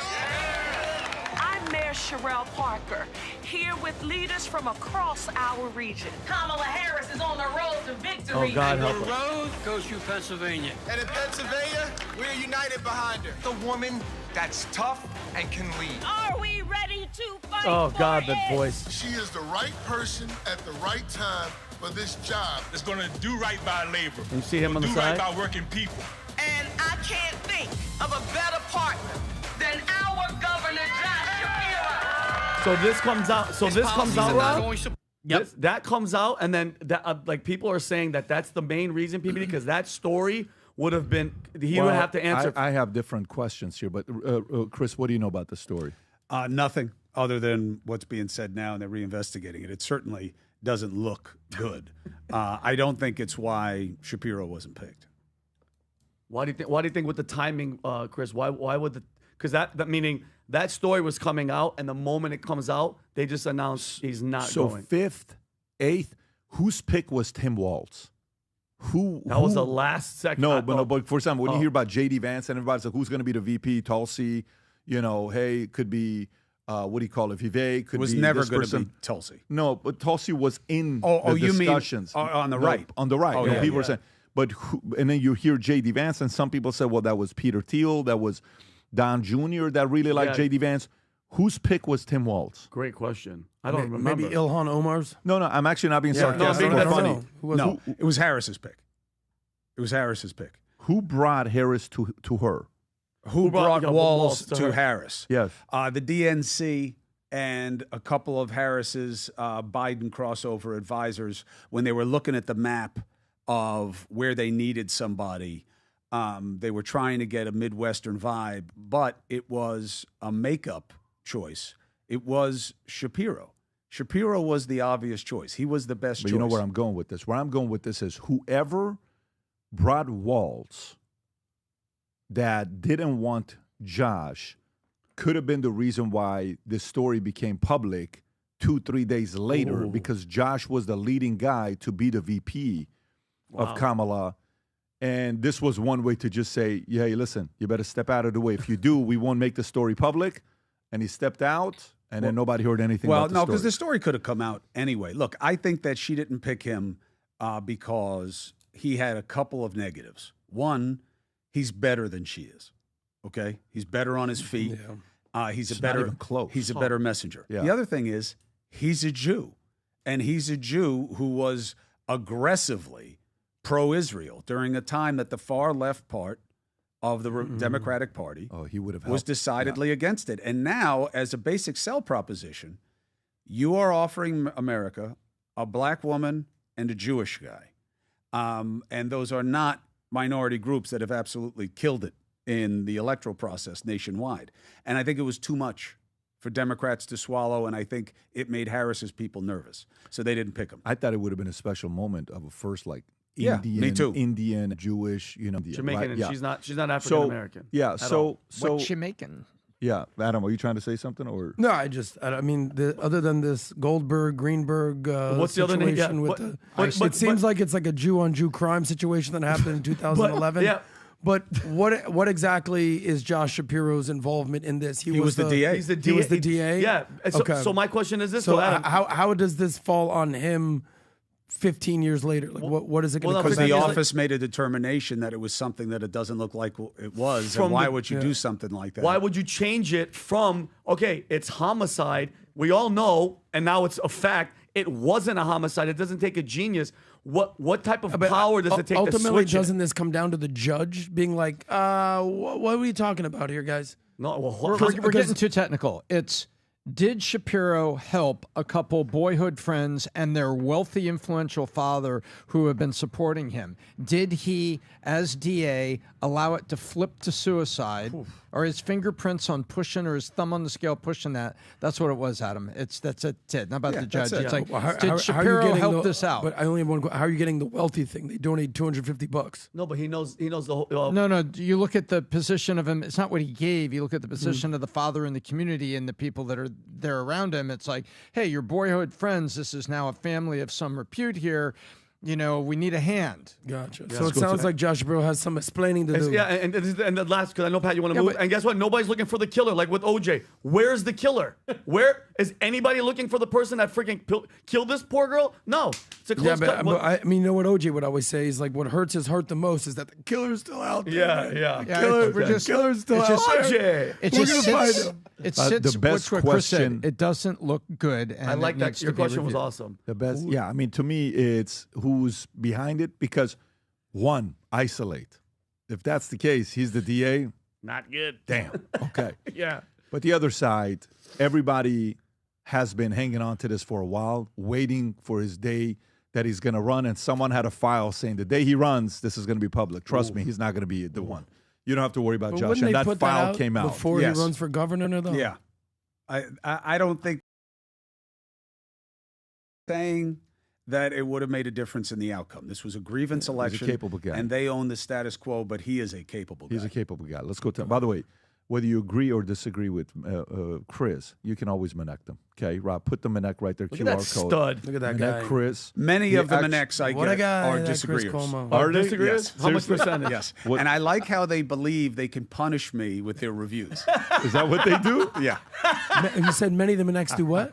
They are, coming to disagree about something that they either perceive I would support or they want to see whether or not I support something that they obviously don't like. And they're often very engaging. That's why I get back to them so fast. And I do like that it's only a handful of occasions where I knew I was giving this person an answer that they did not want to hear. And I knew they were going to ding me with the review. Yeah. And sometimes I'll answer them back, be like, you dinged me with the review, you punk. Raise your prices. Raise your prices. Now, let's go through it. So, okay, FCC launched probes into Soros-backed radio station that revealed live locations of undercover ICE agents. FCC Chairman Brandon Carr, appointed by President Trump, launched an investigation into the San Francisco-based radio Section 8, backed by left-wing billionaire George Soros, after it broadcast live locations of undercover immigration and customs enforcement agents conducting deportation operations in San Jose. The FCC Enforcement Bureau sent a letter of inquiry to KCBS questioning whether it violated the FCC license agreement to serve the public interest, noting the ICE agents were in the area with violating gang activity. The January 26th edition of case. Is this it, Rob? So this is actually the audio from KCBS where they issue the warning about the ICE raids. Okay, go for it. The chances in just a moment. First, though, I'm Brett Burkhardt, and here's what's happening. San Jose Mayor Matt Mahan and Councilmember Peter Ortiz confirmed today that U.S. Immigration and Customs Enforcement agents are currently carrying out an operation on the east side of town. The Santa Clara County Rapid Response Network, which is a community defense projecting system for immigrant communities against deportation threats, it first reported the activity on its platforms. That was the mayor of San Jose. Tom, thoughts on this story? Yeah, so there's a couple things going on here. The first is, should a radio station be saying, hey, you on 3rd Street where there is a crack house, you got the cops coming up the alley right now. Do you really want that to put the authorities in danger so that they don't have the surprise on their side? Instead, you have a criminal element or people that don't want to be caught pre-reacting. Do you want that? And obviously, the FCC, no. But the greater thing is this is all part of, is this now a tactic that's being used? Because September 26th of last year, everybody got very upset. Like, not everybody. Half of Congress got upset because the FCC fast-tracked George Soros buying 200 or so radio stations that were assimilated under a group, says Odyssey, A-U-D-A-C-Y, Odyssey, I think, like if you say it that way. And he went and bought it. Well, not that he bought it. That's not unusual. Billionaires buy Time Magazine. Billionaires buy the Washington Post. And then they put their thumbprint and their influence on coverage. It happens all the time. But this was fast-tracked in September ahead of the election. And so people are saying, hey, is Soros getting an unfair advantage here to fast-track this because the people that were currently at the FCC were giving him the ability to get this so he could put his influence on the coverage. And now people talk about, well, he was supporting BLM and he was supporting DAs that were catch and release. Is his radio stations now, are they out there telling people where law enforcement are going to be to interfere with law enforcement's job and potentially even put law enforcement at risk? And that's the story, and that's what's going on. It certainly looks like it. You don't want a radio station to tell the criminals, hey, here they come, because they could prepare themselves and what a shitty move. Take action against the law enforcement guys. Shitty move, sabotage, plain and simple. It's not journalism. It's aiding and abetting, just like if it's true, the governor of Jersey. But like these guys are out there, enforcing the law, and instead of supporting him, you have a major news radio station putting a target on their back. And the real thing is, Chris, how long are we as Americans going to let this one freaking guy, George Soros, you keep hearing this freaking guy, and it's always negative, and this guy goes around with impunity, and his son is going to be taking if you want to talk about the face of evil, Rob, just show that face. I'm not judging or being like when you think of an evil guy. But Chris, I'm just saying. I'm not judging, but look at pure evil in the face. If you were no judgment here. If you were but evil, if devil, you're watching demon, but no judgment. If you were watching a movie and that face showed up, that face, would you think he was a good guy or a bad What do you guy? mean? The guy on the left right there looks great. The guy on the left. That guy on the left. 94. He's looked like that since Depends. he was 16. If he's paying my bills, I think he looks just fine. Yeah, but he's been fueling chaos for years. He funds riots. He installs radical DAs. George Soros? Stop it. He's a beacon of amazingness. Yeah. Well, and now he's doing this. And the fact that people talk shit about Elon Musk, who gives us X, like Elon Musk is enemy number one to the left. Musk is the enemy, but he gave us free speech, and now he's cleaning up the government. Musk did not give you free speech. He bought it. For us. Natural rights gave you free speech. What do you mean natural? No. And the Constitution codified them. You know what I mean. He is pushing what he likes on a platform that he bought, which is his prerogative. Soros is a little bit of a boogeyman. There are a lot of people with a lot of money that inject their will on our politics. Now, today, we call them oligarchs. It's not new. It's why I did what I did at the political conventions. The people with the money push the agendas. It is very rare that you hear any Republican or any Democrat come out with policies that wind up hurting them. Even their fair share shit that they say on the left never winds up manifesting itself in any real reason. You could not like what Soros funds, that's fine. Correlation isn't causation with this radio thing. I don't think it was rammed in at the end so Odyssey could be like a big player in the election.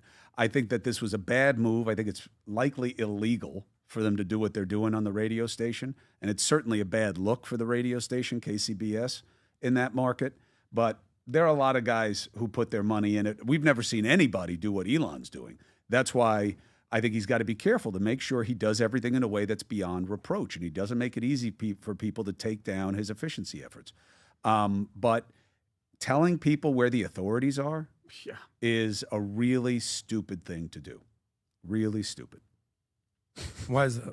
What do you mean? Why is that? It's not, the cops are here. This is where they are. Because you're hindering prosecution. You are obstructing justice. It's by like, definition. It's like, for example, you reading. Let's just say 3 guys are being accused of rape or something in Miami, realtors. Yeah. And you're reading a text. And then while you're reading let's not do this. And then somebody Let's not on do the this. podcast says you're probably going to get it. It's I don't know what you're talking but the point about. is, like, that's what that is. That's where it kind of stops. Let's Does that make just sense? cut this thing No, off. I just want to make sure that you Right got the now. point. You get it that we because get it. that's Are those your boys? what, You've done You've done vacation. You've done so much, Adam. Why not have a subpoena Tom, let's vacation? just stick to the Mambo number 5, buddy. All right, let's go to the next story here. Mambo number 5. What's it? I have no idea what I have I'd no like idea what to that go. is. Let me see what the Let's schedule see. is. Give me 1 second to see what I got after this, because I got 2 stories I'd like to go. Da da da da da. What is that? Okay, Matteo, Rob, can you text Matteo to text me to tell me what my 11:30 is? Let's go through the story. I love the story. And I think it's important for us to go through it. And then we'll do Super Bowl to wrap it up with. Army recruitment hits major milestone, but it may not be enough. Okay. So remember a couple years ago where parents would connect me and they would say, why should I let my kids join the military? I mean, why would you do that? Because I'm afraid of sending my kids to the military. It's not the same military that you join. Well, Army recruitment hits major milestone, but it may not be enough. Defense Secretary Pete Hegseth announced that the Army achieved its best recruiting numbers in 15 years with 55,000 recruits in fiscal 2024. But Daniel Driscoll, Trump's nominee of Army Secretary, warned that it's not enough. By the way, that's under Biden if they're saying 2024. It's not enough. Driscoll, a former Army Cavalry Scout platoon leader, testified at his confirmation hearing that we have the fewest number of active soldiers that we've had since World War II. Even as conflict is erupting around the world, we need to fix that. The Army recruitment efforts has improved thanks to initiatives like the Future Soldier Preparatory Course launched in 2022, and which provides academic and fitness training to lower performing recruits. Despite these gains, only 23% of young adults meet the military's physical, mental, and moral standards for enlistment, with disqualifications ranging from drug use and criminal records to gang affiliation. In 2022, Army fell 15,000 recruits short from its 60,000 goal, recruiting just over 50,000 in 2023, below its target of 65,000. Vinny, thoughts on this story? I don't know, Pat. I just think the sentiment just of people in the military has been low for a long time. The standards have dropped. And again, we keep going back to that LGBTQ. I saw multiple stories of people that were joining just to get the transition surgery. And then once you leave the military, What? you get connected. Yes. You're saying they're joining the military? They joined 1,000%. Men that wanted to transition at them, they joined for like a 4-year contract. They come in, they get the surgery, then they're like, I have problems, and they leave, and guess what happens? They're connected because you need the therapy, you need the thing for a long time. So anything with numbers going up for our servicemen. And the VA is there to help you. And the VA, yeah, guess what? Yeah, and forget about all the spending that we spend and all the crazy stuff. As a veteran, if you guys want to talk about, because Pat, I deal with the VA all the time. It is the most depressing thing when I walk into a VA to see the level of freaking care that we're getting. So I think, I'm hoping that the numbers go up. I get messages on Connect all the time of actual people like, hey, listen, I want to join. what should I do? We have a valutainer here that's, I think, boyfriend, sister's boyfriend. Oh, Daniel was here. Daniel's sister's boyfriend is joining the Air Force. I gave him I'm going to give him all the pros and cons and everything like that. But I'm just happy that the numbers are freaking finally going up. Well, the question is why they're going up, what the enticement is. I would like to see DOGE take on the military-industrial complex. Mm-hmm. And this is the first time we've had a Republican environment where they're open to it. Usually the Pentagon has been sacrosanct for them. You can take the high-end estimate with trans people in the military is somewhere between 2,000 and 15,000, depending on whose number you want. Yeah. You have over 2 million people. I don't think that's the issue. But the idea of what are you doing with your Defense Department and what are you funding and why are you funding it? I can't think of an agency that needs it more than that one does. It's hard to find special operators these days, which is really the majority of our presence and what we're doing, who don't believe that you're about 20 years past due when we needed to completely shift what our military does. So now, why are you starting somewhere else? Well, I think you want some early wins and you want where it's manageable and there's going to be less pushback. Can you imagine if President Trump, let's not see Elon Musk because he's too easy to push back again. The guy hasn't even been vetted, let alone have that kind of authority. But if Trump says, I want to go line by line in the Defense Department and DOD, Pentagon, all of it, and I really want to cut things, and I'm not just talking about $300 toilets, I think that there would be a lot of Republican pushback. And the question is, well, then establishment Republican pushback or Republican pushback? Members of Congress whose constituencies eat from that trough heavily. And you know who else is going to come into play? The oligarchs, the real ones, the guys who get the real big contracts, which are defense contractors. And they're going to come in and say no. And that's a really interesting fight. I don't have a problem with that. I know, but we're also not having to do it. You know what I mean? That's a lot of money, a lot of power. It's a second term. It's a second term. And if there's a guy that has enough of a brass to be able to pull that off as this guy, there's a guy that if you had, now, don't get me wrong, there's a part of Trump that, where we're investing our money into the military is what I care about. What is it going to? Yes. How new is it? How strong is it? Are Yes. we ready to fight future wars to prevent them or previous wars? Are we tech savvy enough to prevent a cyber attack or any of power grid? Like they're talking about putting an Iron Dome. What are we doing that's futuristic to protect future attacks? I'm interested in funds going into that. Stuff that we did in the past to just give a contract to someone, I'm not interested It's in. where we're farthest behind, and we live this all the time. We have real easy hacking access. People take down our companies, our platforms all the time. Mm-hmm. And it is the most ignored thing. I mean, just think about it. If guys went to a railway station, they went to Amtrak, and they took over Penn Station, it would be a national story for 3 days. It would be a huge thing, and everybody would have to die, right? They take it offline on a regular basis. Mm-hmm. China takes our power grid offline in different areas on a regular basis. Mm-hmm. And we never even talk about it. And then the only pushback, we do the same stuff to them. Well, I don't care what we do to anybody else in this context. So it's a real conversation to have. I don't know that it gets had. I think you start with USAID for a reason. It's easy pickings. It's low fruit. This would be a real fight. Well, I have immense respect for the people that serve in the military. Pat was in the Army, Vinny was in the Air Force. There's so many people I've met through being at Valuetainment that have served in the military, Marines, Matt Sapala, the list goes on. I never served. I played college football, but I have so much profound respect. I served for the girls in the locker room. Yeah. It was great. Me and Arnold Palmer, it was great. Yeah. But is there an important yet detached branch of the country that gets overlooked than the military? I think less than 0.5% of Americans active serve in the military, right? And then 7% overall have served in their lifetime. World War II, Vietnam, the Desert Storm, the list goes on. So, my grandfather served in World War II. He would tell me stories about literally fighting the Nazis. But it was an honor to do that. And now it's so detached from American lifestyle. You have like very few people serve. Oh, it's the Depends which part of the Exactly. country. I ain't no senator's son. That song, when they wrote it in the 60s, is applicable. What song was that? Today. I ain't no senator's son. Who was it? Creedence Clearwater Revival? Sweet Home Alabama? Tom? That is correct. Sweet Home Alabama? It's called Fortunate Son. I ain't no fortunate son. So I think that, look, this has always been an us and them situation. I think if you talk to the men and women in the military, they'd be the first ones who would want to see the agencies that control their existence reviewed. Mm-hmm. And again, but it's a really hard fight. And you got to think right now. And again, this is not a criticism. Okay. You would be foolish to begin an administration taking on fights you may not win. That's silly. Build up some momentum, get some cachet that you can get things done. Smart. When are you interviewing Trump?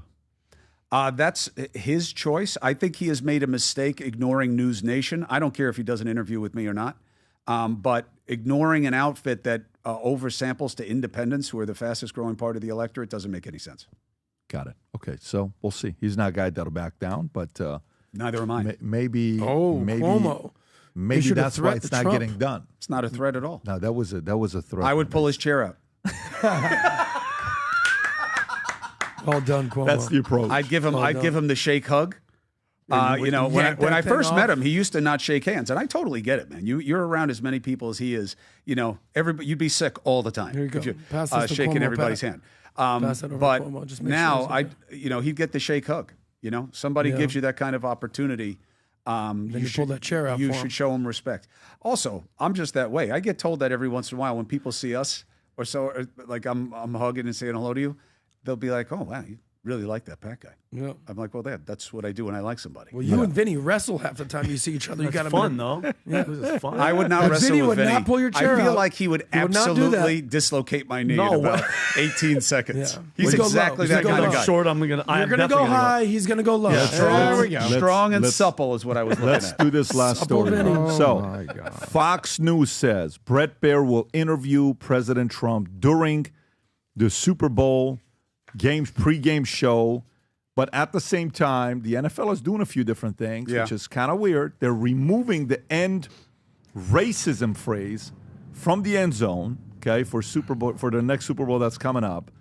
And is this her, by the way, Dear Abby? Yes. Okay, go for it. When tens of millions of fans tune into the Super Bowl, they will not see this, the End Racism slogan and the back of the end zone. Yeah. Instead, one end zone will say, choose love, and the other says, it takes all of us. The league explains that the change is about capturing the moment of time in the country and nodding to the turbulent past few weeks of fires, plane crashes, and tragedy.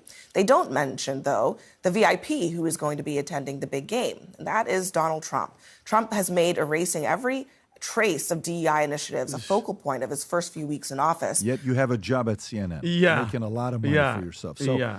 And Super Bowl Shut ticket up. prices have plummeted 58% in a week. They've, with 50-yard line seats dropping from $56,000 to $23,000. That is unfreak. And the cheapest tickets on Game Time fall from $64 to $4,600. Prices on StubHub now range from $30. You can buy a ticket at $3,300. Are you kidding me?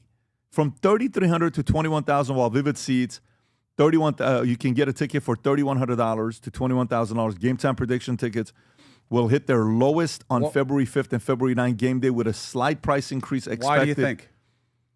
Wow. I mean, I have my own opinions. I think the NFL fans are not happy with the Chiefs and the same folks from 2 years ago being there. And I think they're not happy about the fact that some of the referees, the calls, are a little bit suspect. Pro KC? Yeah.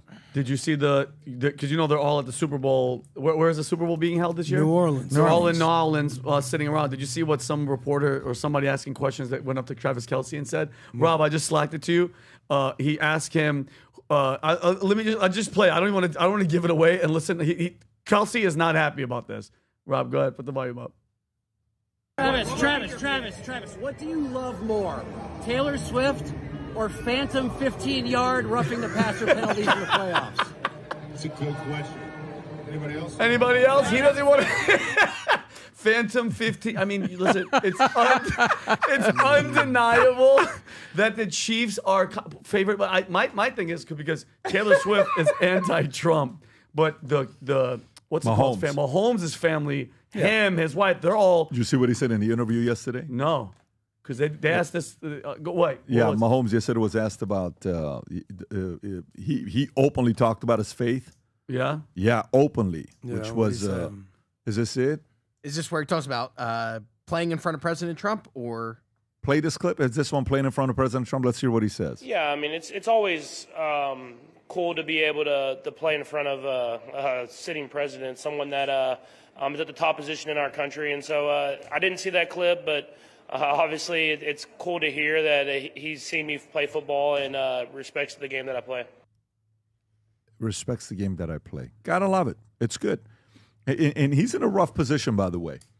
But your thoughts on who's going to be winning? Let's do predictions and we'll wrap up. Okay, we got predictions. Here we go. And with score. Actually, give the prediction and your score. Oh, wow. Rob, write it down somewhere so we can kind of... So let's see. I really have not analyzed this the way I usually Tom, do. stop it. You have like a report. Yeah. You had a PowerPoint early this morning. You're showing it to us. No, I mean, the way I would normally go into it, but I think this is going to be a high-scoring game because and both these defenses have shown over the course of the playoffs that they're on the field, I think, more than they really forecasted or wanted to be. And so they haven't been just shutting people off the field, and neither one of the offenses are these long grinders.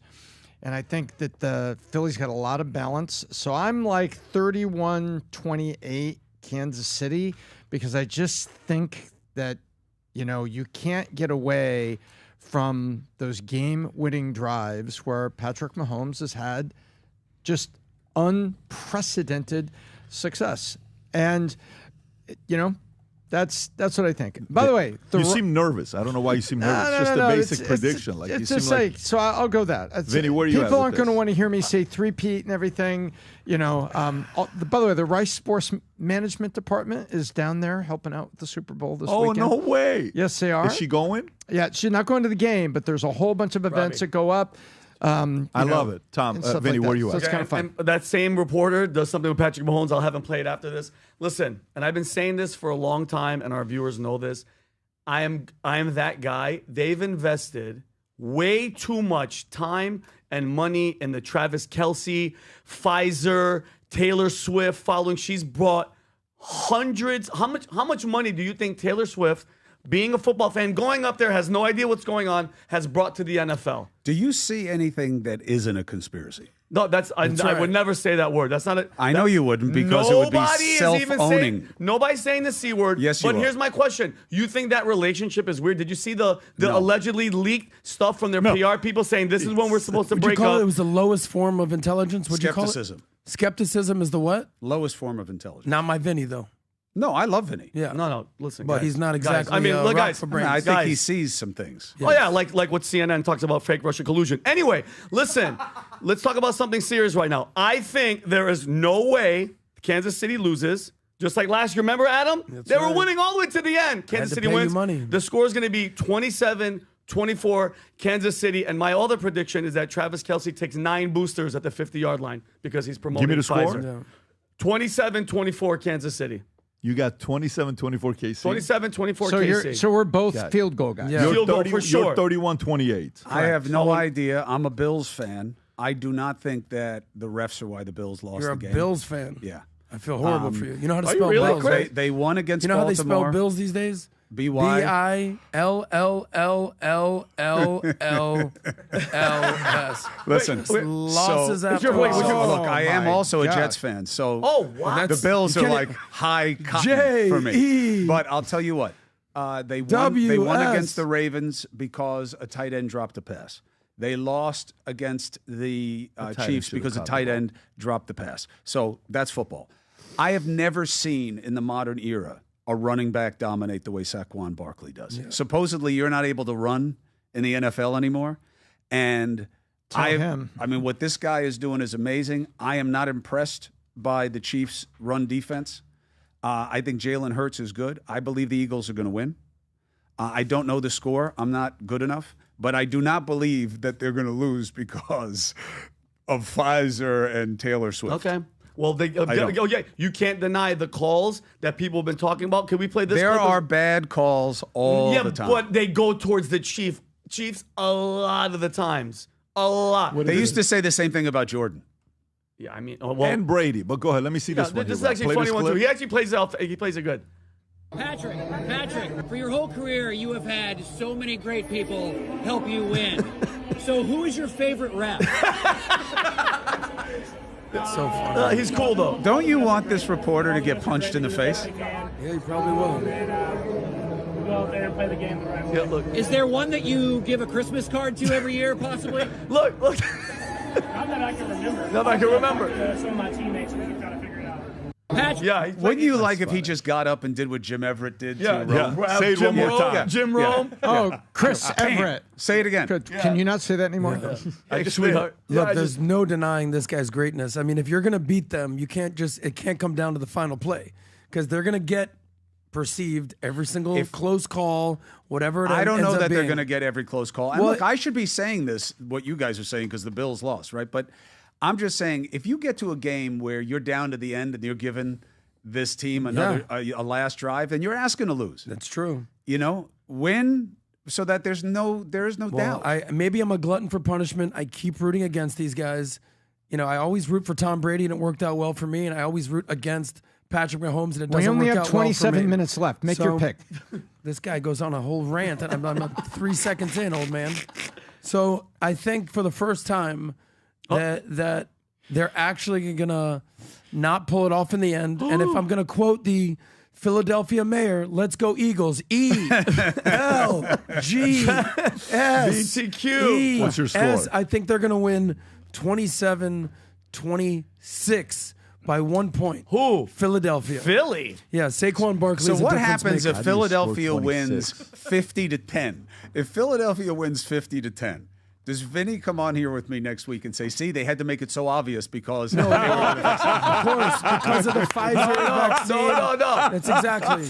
We're going to make him eat his words. There's PBD, no do way you want to to give be- your prediction, sir? Listen, I think there's never been a three-peat in the history of football. I'd like to see a three-peat. I'm a history guy. I want to see a three-peat so the next guy can beat it, okay? I will tell you, the most exciting quarterback I've ever seen play is this guy. He's so exciting. He's falling on the ground, throws the stuff that he does I've never seen before. There's something very special about this guy. Very special about this guy. But I will say what he said about Saquon Barkley. I mean, dude, it's not supposed to happen. No, it's not supposed to happen. 2,000 yards. Coach didn't let him play game 17. He was kind of upset. He had a shot at breaking a record. I'm going to go 35-28 Chiefs. Wow, you're going to. I think it's history. And by the way, I actually do think the NFL wants the three-peat. Thank you. I think the NFL wants the three-peat, but I think there's also a part. This is one of those things where the villains, they become the villains. Yeah. Everybody wants to see them lose. Of course. Everybody wants to see them lose. for the Chiefs. And just the fact I'm not rooting for the Chiefs. I'm telling you, it's history-making You're saying, three-peat. let's go Chiefs. C, E, By the way, F, No, this is G, like all of them do it. L. Like in college, Baylor, B-A-R-E-S, go Bears. I'm just happy though that end racism, which is the most unattainable goal. As much as we want it, you're not going to stop some guy in Mississippi stop being racism. That's like saying stop ugliness. You can't. So the fact that they finally took that stupid ass thing out of there. Vinny, choose love. Choose love. So they want an send racism. Have a great weekend. And to all the people that disagree with Chris, go Manecta the guy and tell him how much you disagree with them. Go Bills. Shoot him a Manecta and tell him. E-L-G. Rob, pull up this QR code at the end for those that want to go to download the app. I mean, if by the time Rob gets it, it's going to be tomorrow. How long do you take? Come on, Chris Rob. Cuomo. Get it already, Rob. Answer every Well, I one. know you do. Come There you on, go. There's the Cuomo, QR code. we love you, buddy. Take care, everybody. God bless. Bye-bye. Bye-bye. I got to pee like a maniac.